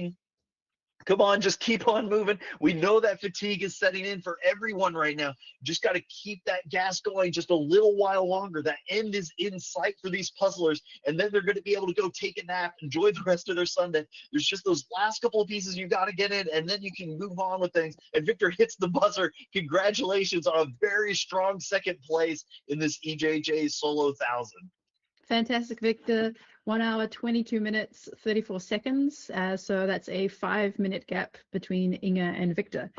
So third place and top 10 still up for grabs. Could be Rachel, Kati, Lenka, Alejandro, Veronica, and a few others. Let's check in. Yeah, there's going to be a lot of people all fighting for these top spots. I know a lot of folks are choosing this year to be the year that they really dive deep into speed puzzling and make a strong push. And what a great way to kick off the year by putting up a fantastic time on these puzzles early on. Lenka's doing a great job with the rest of this fill-in. She's accelerating into the back half of this. There's less uncertainty at this stage. You can see that she's also left that ice cream shop in the lower left-hand corner as the last chunk that she's going to work on. The florist is knocked out. That the lower right hand corner, that birthday shop is filled in. So Lenka's doing a great job to fill the rest of this out. Kati has a lot of the lower right hand corner worked out. I think it's a little darker with the lighting where Kati is, and that might be playing tricks with how she's seeing pieces. You can see a lot of those pieces are really closely clustered, and it might be difficult to see where one piece starts and another ends. But she's doing a fantastic job here. Lenka coming in on maybe the last 10 pieces or so, all in that lower left-hand corner. Is she going to be able to stay ahead of the field here and lock in a third place? Veronica doing a great job. You can see those pieces scattered all around the rest of the build field, but she is able to laser-like precision move to where those pieces are and then drop them in where they're going.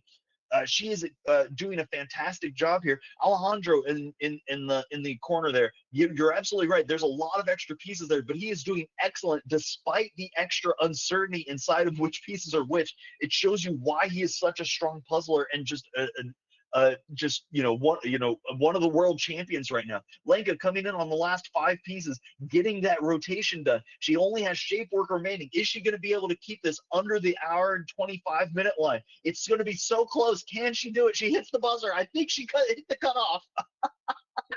Well done, Lenka. Third place. Congratulations.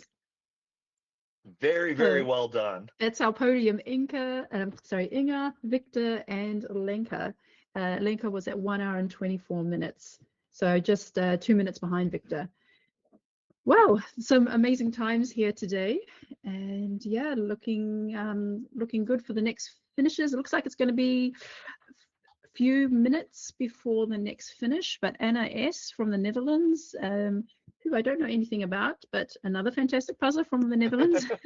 Coming out of the woodwork, has got about 20-ish pieces left. Veronica from Slovakia is also looking really good here, about 30 pieces. And yeah, just still looks like Alejandro has maybe 20 more pieces than he should have. It's going to be really tight, and as we come up on the like hour 26 line, the fatigue is setting in. Like it's wildly difficult to stay focused, like laser focused for 15 minutes, let alone for an hour 15, let alone stay laser focused and hop around and juggle your physicality and your breathing and everything else at this pace. Being able to get a puzzle done in under a 1,000-piece puzzle as a speed puzzle soloist in under 2 hours is wildly fantastic. And this is just showing the world-class level of puzzlers that show up here at the Euro Jigsaw Jams, and just the community that's totally behind you right now as you keep on pushing. Every little thing gets magnified on a 1,000-piece puzzle. Every extra touch that you make on the pieces just adds up to your time. So even if there's a difference of like a minute or two, if you scale that down to a 500-piece puzzle, that's closer to like a 15-20 second difference rather than being this huge time marker. So this is really impressive how people are getting on. Anna S hits the buzzer. Congratulations, a fantastic finish for Anne.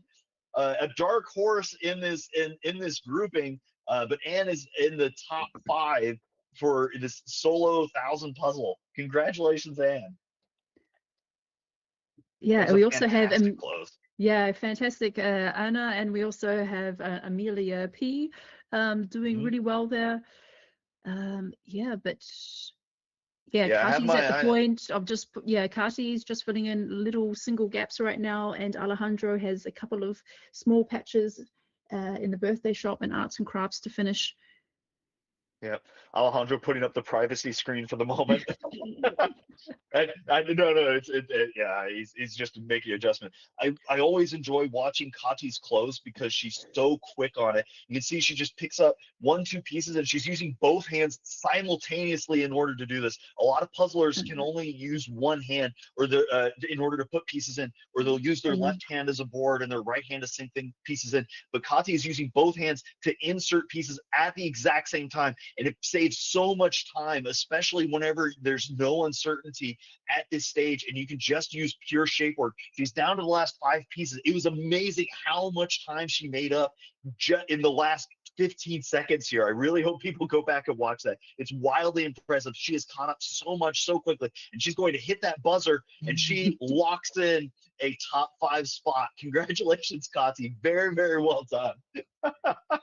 Thank you, Kati. So Kati is not in the timer website, so that will be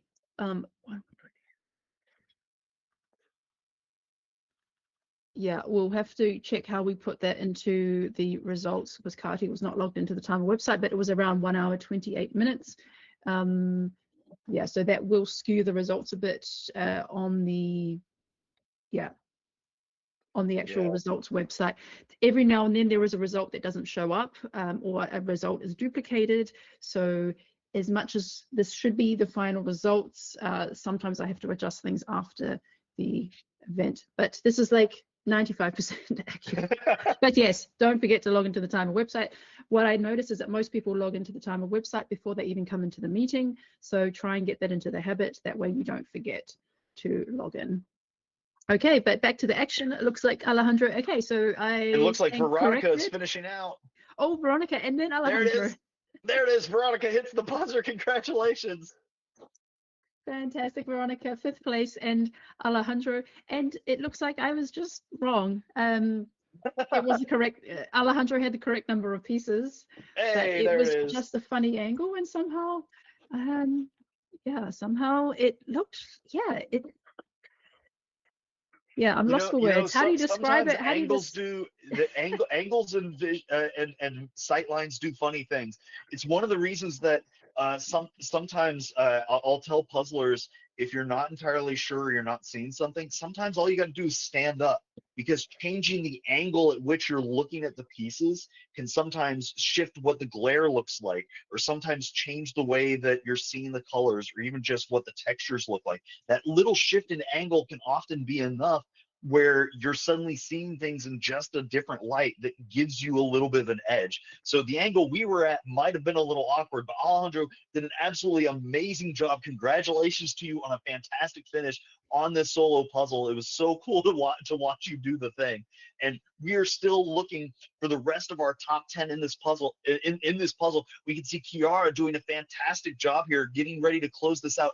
Amelia P not too far behind. This is going to be really, really tight here, and everybody's got to be burning at this stage, just mentally and physically, trying to keep pace. And this is where that little extra oomph, where you try to urge yourself on as much as you can in order to finish strong. Kiara only has little holes remaining, so just needs to accelerate a little bit more. I think there's maybe 5, 6 pieces remaining, less than that.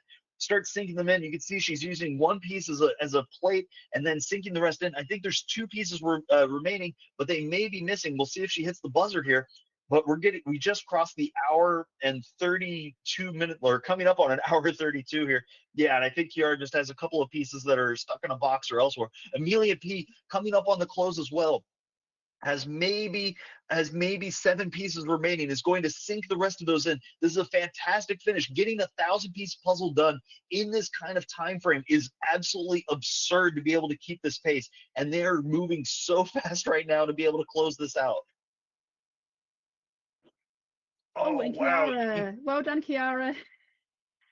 So Kiara takes out 7th place, and Amelia P is just moments away. And you can see Tobias in the lower left-hand corner here doing his pick and place, finishing up this puzzle very rapidly. Kiara with a strong finish earlier, and Emilia P closing this out, only has 3 pieces remaining. Can you just get those last ones in? We all believe in you. Or sorry, there's 4. Using that one hand as a plate to sink the last one in. Gets maybe just one more. Just got to get them in as quickly as you can. I know, we all know that your eyes are burning, your hands are burning, your heart's burning at this point.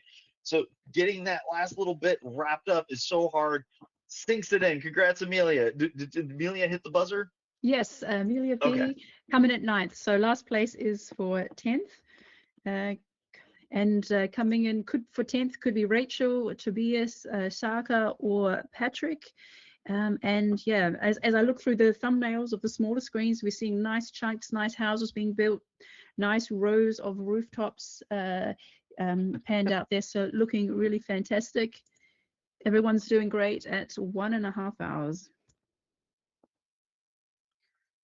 And what a way to wake up and smell the puzzle dust and just get your blood pumping doing a puzzle like this. You can see that everybody is working really hard to try to wrap this up as quickly as they can. Sarka has some more gaps inside of their puzzle. You can see that a lot of these puzzlers have all left that ice cream shop, that lower left hand corner for later.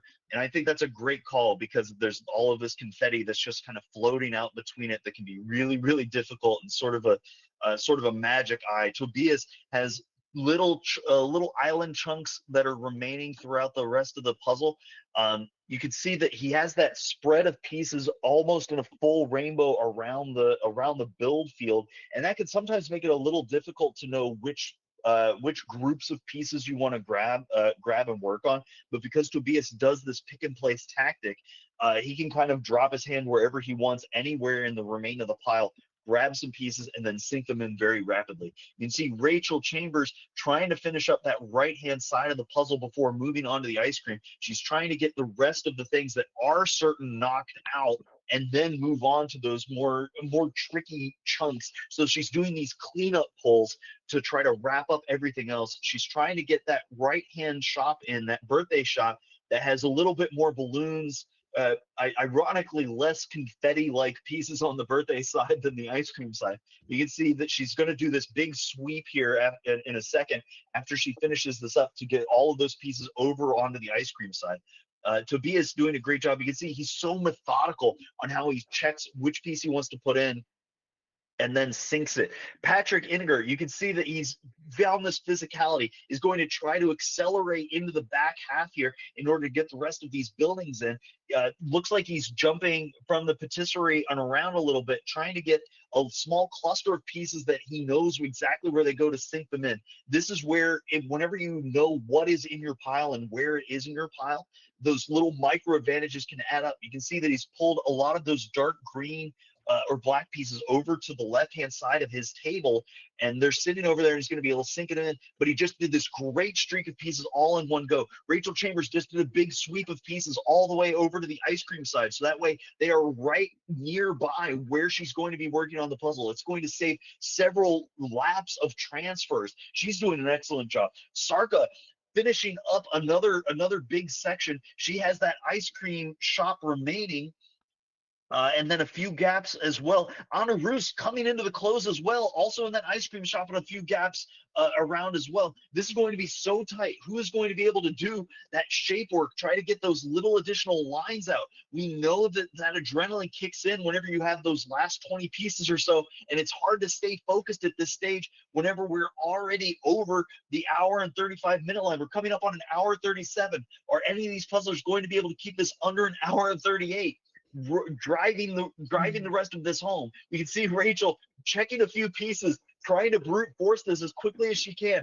There's always this excitement where you try a piece in a couple of spots, and then you might set it off to the side as a puzzle jail, or it might reintegrate into the things that you've already sorted.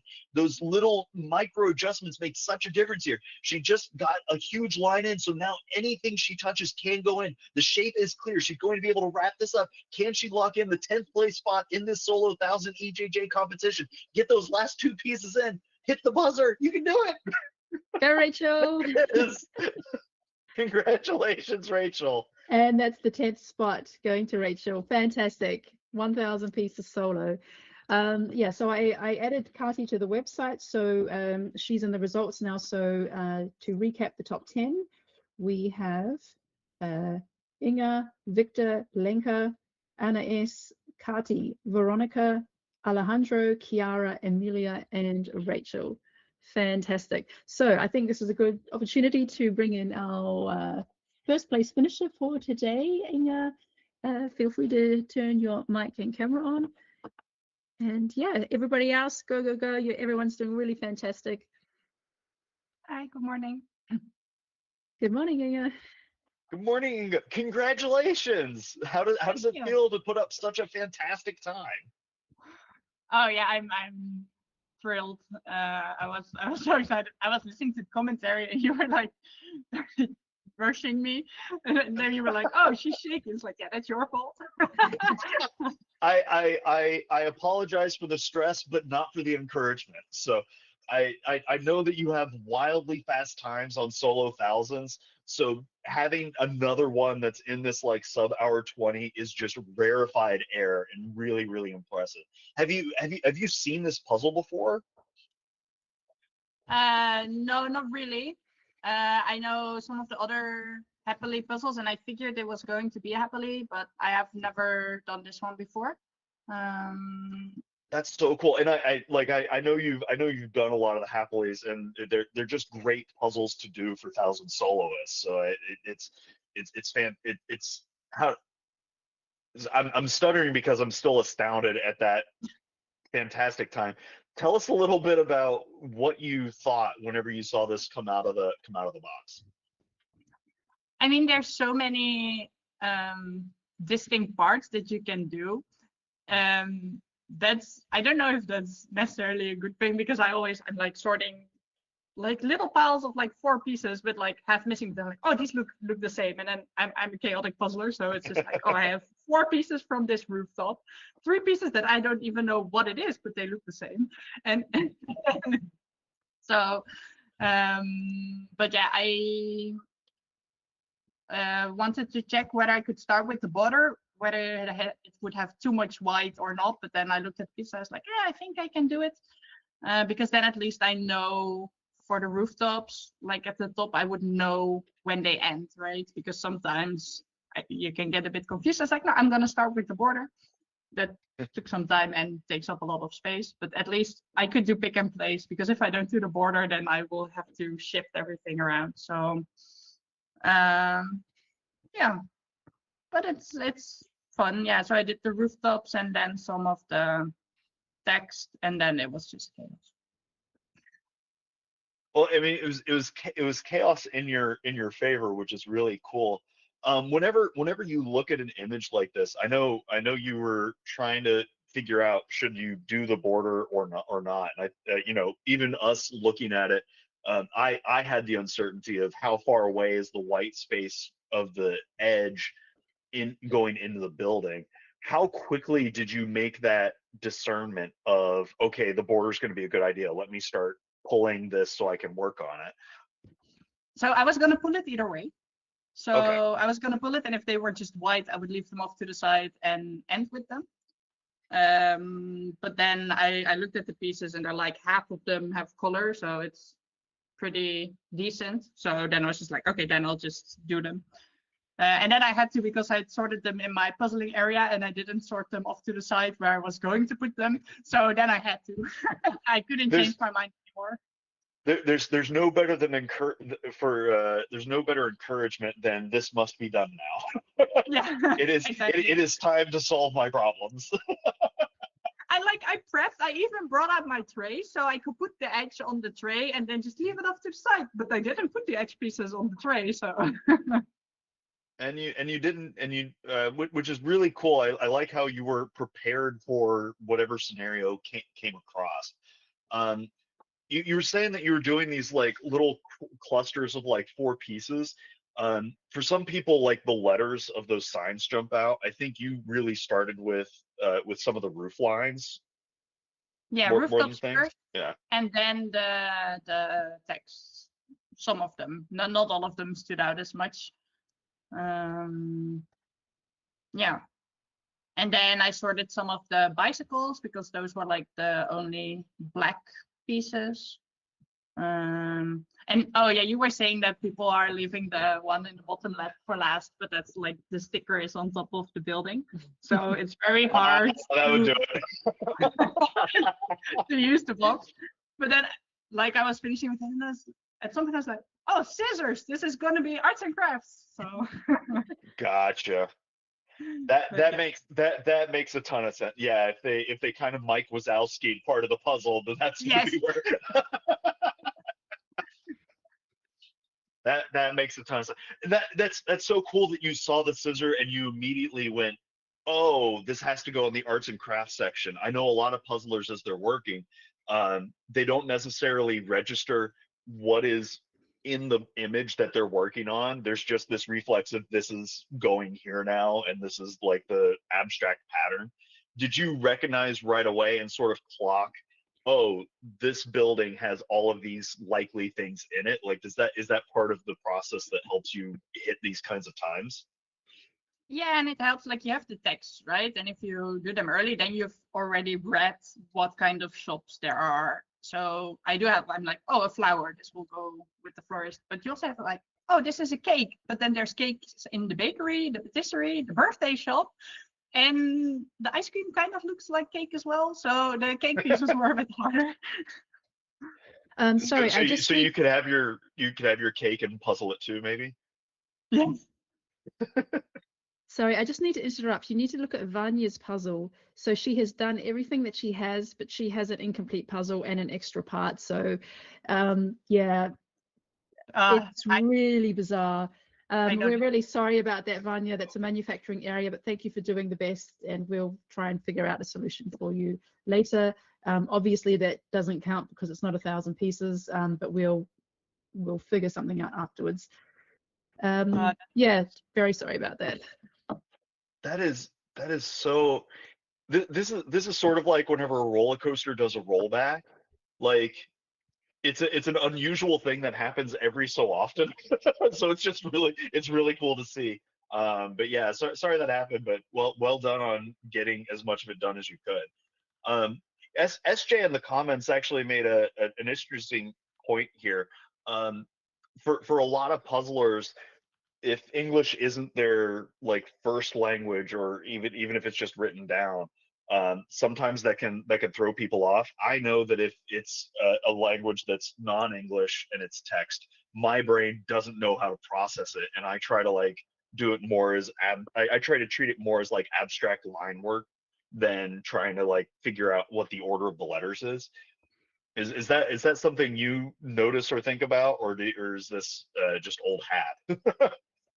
So for English, it's fine, right? Because in the Yeah. Netherlands, you get exposed to English a lot, so that's fine. But I did another puzzle with text on it yesterday, and that one was different languages, and then some where you can still sort of discern what it's saying. It's okay, but then for other stuff, it's just like, okay, this is the letters that belong in that group, and then I'll just puzzle them based on shape and lines instead of the actual letters. Yeah. If it's really unfamiliar text, then it's just difficult to look at it like it's text. No, that makes a ton of sense. Well, tell us a little bit about your. I was I know that your goal last year was to get into the solo finals of the world championships. Tell us a little bit about what it was like to hit the goal. So I think my main goal was that I wanted to reach top 10 at Worlds somewhere. I was a bit disappointed that I was 7 seconds too slow for the solo top 10, but apparently I do that. I saw the EJJ double trouble flex that was the results were posted this week. I was also 7 seconds too slow, so I think that's my new new thing. But I mean, obviously we reached third place in both pairs and teams, and that was just more than we could have dreamed for. I think, yeah, like for teams as well, we knew we weren't gonna come in first, we weren't gonna come in second, so it was already like the highest possible place. And I mean, yeah, it was amazing. Like those are the kind of goals that are also kind of scary to say out loud, right? If you can say, oh, I want to finish top 10, that's that's like insane. They're like, oh, I'm gonna jinx it if I say it out loud. But then Well, like it's also a thing of having the confidence to say this is what I want to go for, right? Like to have the ambition of shooting that high is nerve wracking, and I get that, yeah. yeah, I think we went for like we had realistic goals and then optimistic goals, right? So we had like different degrees of our goals. So like, oh, you know, for me for solo, I was like, yeah, top 30, top 20 should be possible, right? So and then you start thinking, okay, where do I go from realistic to optimistic, and what's still within reach, right? I was never gonna become world champion. I'm not. There's so many amazing people. So then it would have to be like, I don't know, the perfect puzzle. So yeah, I'm happy. I think we reached most of our goals. I was a bit disappointed about European Championship. That one I just like to forget and pretend it didn't happen. And then Everybody hits speed bumps. yeah, exactly. So yeah, but it's I'm happy to start the year off with this puzzle. Well, I'm excited for you, and I know that 7 seconds on hitting a top 10 goal can feel really heart wrenching, but it's also like how cool is it that that's 7 seconds closer than anybody else was in that to that line, and it's also a thing where like that could have just been an extra 14 pieces face down at the start, right? Like there's some stuff where it's that when it's that close, the placement is kind of ambiguous as it is, right? Like, and you did a fantastic job, and kicking off the year with a first place finish solo 1,000. That's got to feel so exciting. What sort of plans do you have for the coming year? So I signed up to go to the World Series in Munich. Oh, cool. I'm so excited about that one. I like at the previous Euro Jigsaw Jam we were actually discussing, right, what would be a nice competition format. And well, this is basically the format, right? So like I have to join. So I'm super excited about that. Just like having a completely new competition format. I saw a lot of amazing people signed up, so it will be fun. So mainly that, I think. That's really cool. And I know that for those of you that aren't quite familiar, the World Series, the way that it's set up, there's multiple rounds for solo puzzlists where each puzzle is testing a different aspect of puzzling, and there's different brands and different cuts, and there's going to be like an emphasis on gradients in one or busy puzzles in another. Like it's all sorts of things. Yeah, so So that's super cool. Yeah, which is really neat. And I don't want to put any pressure on you. I've already pressured you enough today as it is with the close. But are you shooting for an overall goal or like individual round goals or a little bit of both? What do you mean? So like each of the rounds, Ah. some people I've talked to, they're like, if I'm in the gradient round, I want to do really, really well in this, and if I'm a little rough on the other ones, that's okay.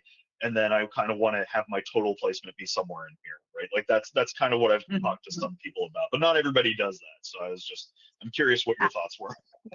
So I think I mainly have an overall goal, but I do know which of the rounds are kind of my weak spots. So maybe I will work on those. So yeah. What for someone that is such a fantastic puzzler, I know that people that are a little bit slower, or this year they want to work on new things. How are you approaching the parts of your puzzling that you think you need to work on? Yeah, I think mainly it's just practice that particular thing, right? Like I think last year I noticed I'm a bit like I became faster, right, over the last year, but then I didn't become that much faster at gradients. So I couldn't really keep up. So I just went to my puzzle library at my sister's house, and I looked at all the like, oh, this is a gradient sky, this is a gradient sky. I just grabbed a whole bunch of gradient puzzles and I started doing those. And it helps if you do multiple puzzles of the same type, because then you have like consecutively, because then you can figure out your strategy, right? You can think, oh, this works, this doesn't work. You can experiment a bit and easily compare. So I think that's mainly what I've been doing for. I still think I'm not that good at gradients, but well, and now I noticed I'm very bad at puzzling without the box, which is the only thing I used to do as a kid. We never used the box because that was cheating. And then for speed puzzling, I really had to practice using the box, and now I cannot do it without the box anymore. So it's the pendulum swings in the other direction, right? yeah. So I think that's mainly a thing that I should practice again. So enough stuff that we can still improve. I do want to do a couple of quick shout outs, because we've had a lot of finishers and under the 2 hour line, and Graham Parker just finished. Just want to give him a shout, because I know one of his goals was to like consistently get these thousands down under 2. So well done. No, like Inge, I'm so excited for you, because even the things that you want to work on, you're already really good at. So I can only imagine that, like, as time goes forward, just how much faster you're going to get overall. And the World Series is going to be really exciting. Do you have any non-competition puzzle goals for the year? I don't really think that much in terms of goals. Oh, okay. So I would have to come up with them now. Non-competition related. I don't know. I mean, one sort of goal that I still have is I would really like to participate in a 24-hour puzzle marathon, but we keep missing the registration. And this year we actually were asked to join a team for a 24-hour marathon, but it's at the weekend of the Dutch Championship. So, okay.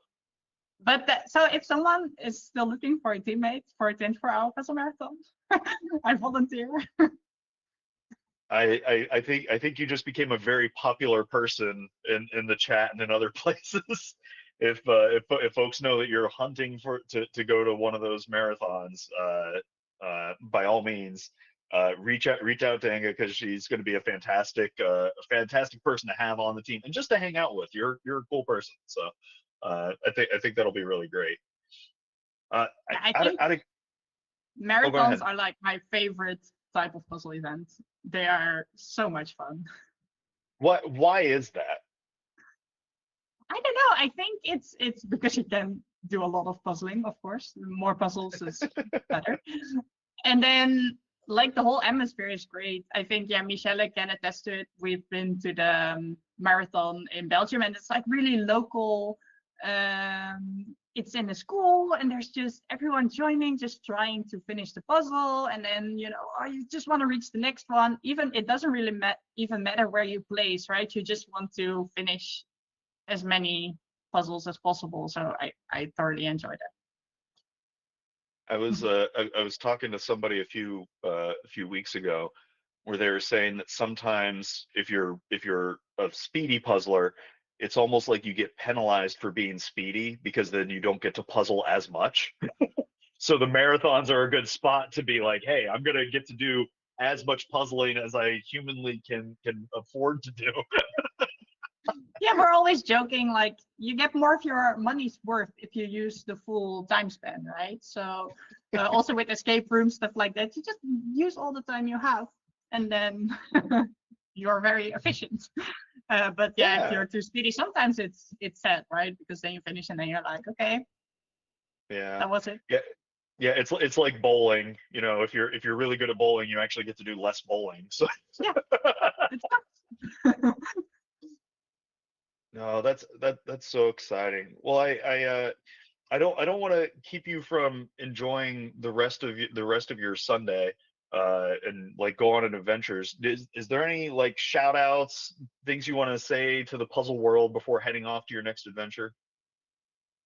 No, not necessarily. I just hope that everyone's enjoying the puzzle and keep pushing, and still plenty of time to finish. And yeah, I think that's it. All right. Well, thank you so much, and congratulations again on being the first 2026 solo thousand EJJ champion. Congrats. That was just a fantastic time. Yeah. Yeah, Okay. fantastic, Inga. Congratulations. Bye. Bye bye. All right, we are coming up to 1 hour and 59 minutes, and we've had 26 finishes so far. And here comes Alona. Alona is also going to finish under the 2 hours. So yeah, looking really good here. We have about 80-ish people in the meeting. So yeah, about a third, yeah, a bit less than a third have finished so far. On screen right now, we have Zach. He's only got a few border pieces to go, and then some pieces in the arts and craft. Helen, also just a handful of pieces left. Tammy, Karina, and Jonathan also coming up in the next few minutes. Oh, it's so exciting. And I was talking about earlier that fatigue sets in around the 35 minute line. So everybody is really pushing now to try to wrap this up as we cross that 2 hour mark. It's so difficult because you've been staring down at these pieces and they can start all looking the same a little bit. So I tend to recommend people every so often just blink for a few seconds. Sometimes the time investment of just staring off in the distance for 5 seconds or just readjusting your posture is enough to save you time on the other end because you're then more relaxed, more comfortable. You can see Zach coming into the close, finishing up those edge pieces pretty rapidly here. Congratulations, Helen and Zach from the UK. Just above 2 hours. Well done. Hey, congratulations. All right, so Victor, if you're there, you can turn your mic on. Hello. Hi, Victor. How did you enjoy the puzzle today? Did it make you happy? Um, as an illustration, as you all know, I don't like collages. Famously, yes. So there's this factor. But I really liked the sortability of this puzzle. I went back to look at the live stream and I saw that I was only shown at the very end. But I think I was sorting for 20 minutes, and that sorting was actually so nice because I tend to struggle with structured sorting, and this time I said to myself, okay, I want to sort those things that I see that I don't even exactly know what they are. So I started sorting them, and then when I had enough of them in my hands or in a pile, I look at the box to see where they go, and I just place the sorted pile in the correct spot so that I don't have to move things around. Although at some point I had to move like 10 pieces. It was this blue floor with yellow and pink dots, the second from the left on the top row.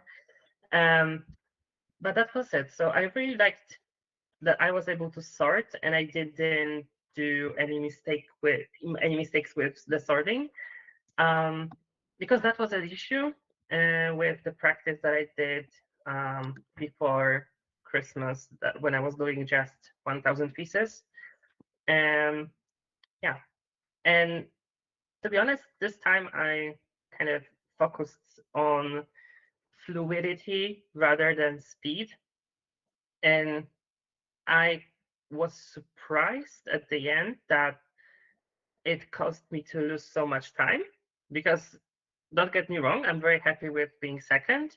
The ranking is amazing, but I'm disappointed with the time that I got, because this puzzle is, for me, it shouldn't be more than 1 hour and 20, at least in my head. So I was surprised with the time that I got.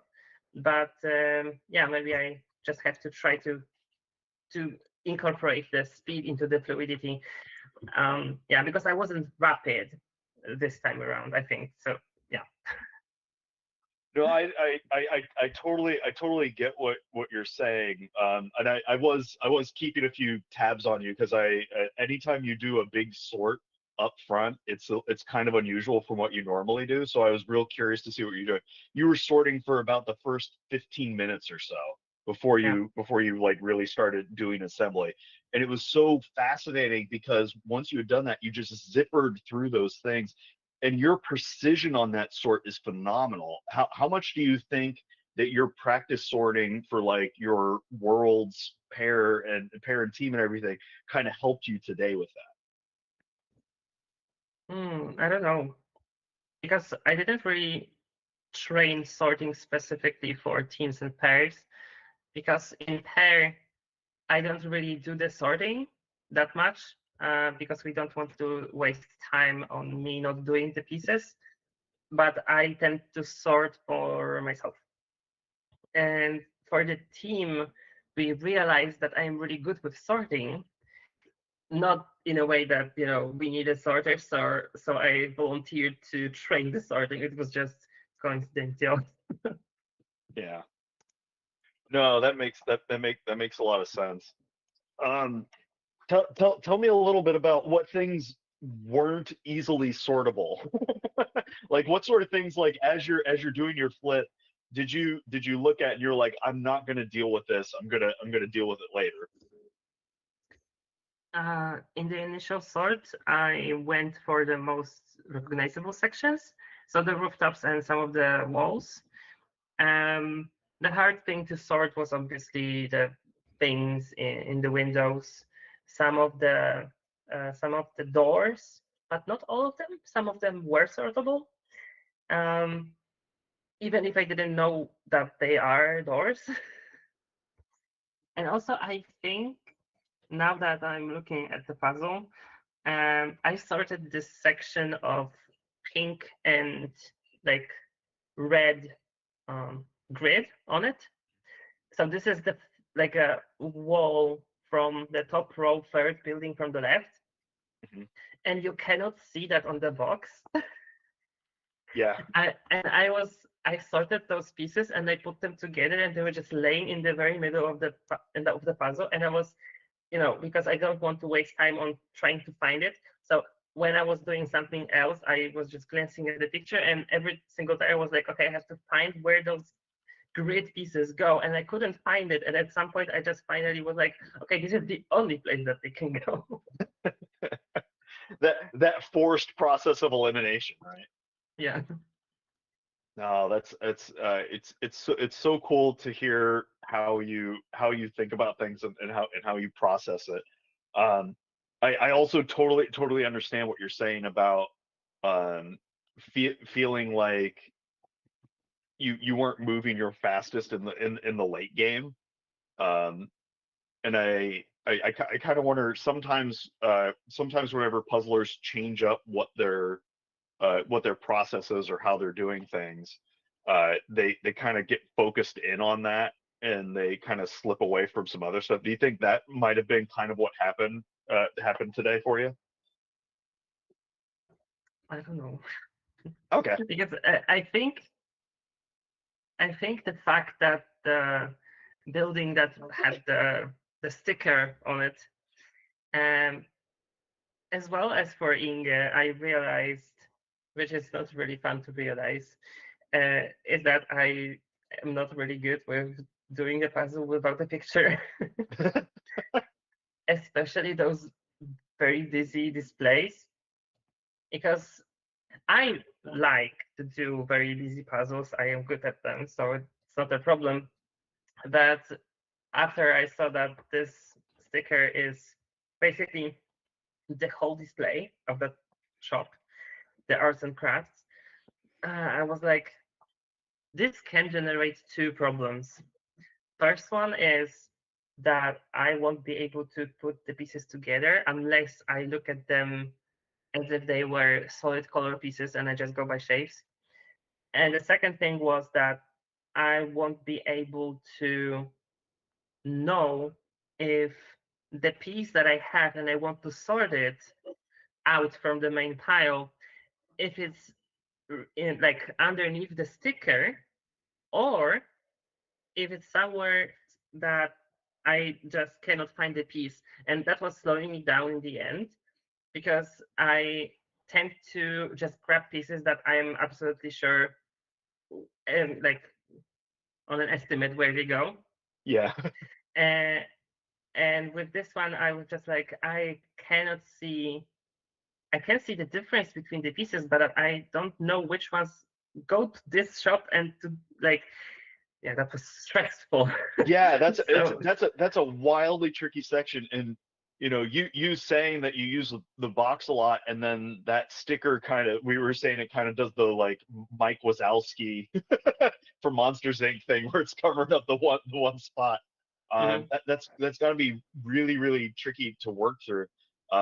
I didn't when we were watching we didn't know that the sticker was covering that zone, so it was like yeah, it makes sense that that would be a tough part just because of the like duplication and how busy it is. Um, so it's interesting to hear your thought process on how you were dealing with that. And also one thing was that in now that I am seeing the completed picture, that this display underneath the sticker, it has two different backgrounds because in the top half you have green dots and on the bottom half you just have the clean white. Hmm. So that was even more like difficult to see if those pieces actually go together or not because why do they have a different background? Yeah, no, that would be totally wacky. Oh man. Well, tell us, you put up a fan like an amazing time today. I know it wasn't the like sub 120 that you were shooting for, but for us mere mortals, that is truly phenomenal. Um, tell us a little bit about what your puzzle goals were for this past year and how you hit them. Mm, so I don't remember you know how long it took me to come up with them because I was just like, oh wait, what they were. The first one that didn't totally came true was that I wanted uh, to win worlds, and I kind of did with the teams. That counts. That counts as a win. That 100% counts as a win. Yeah, because like in the very beginning of the year, I don't think I was thinking about that.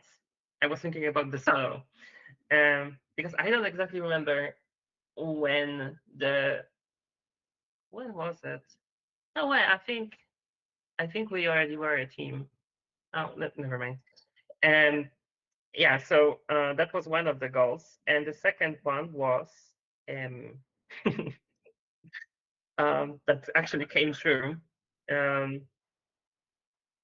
oh yeah, to be able to handle the stress of in-person competitions. And that was one of the biggest achievements for me. Not even, getting faster, that was a big thing, but being able to stay fast in the competition was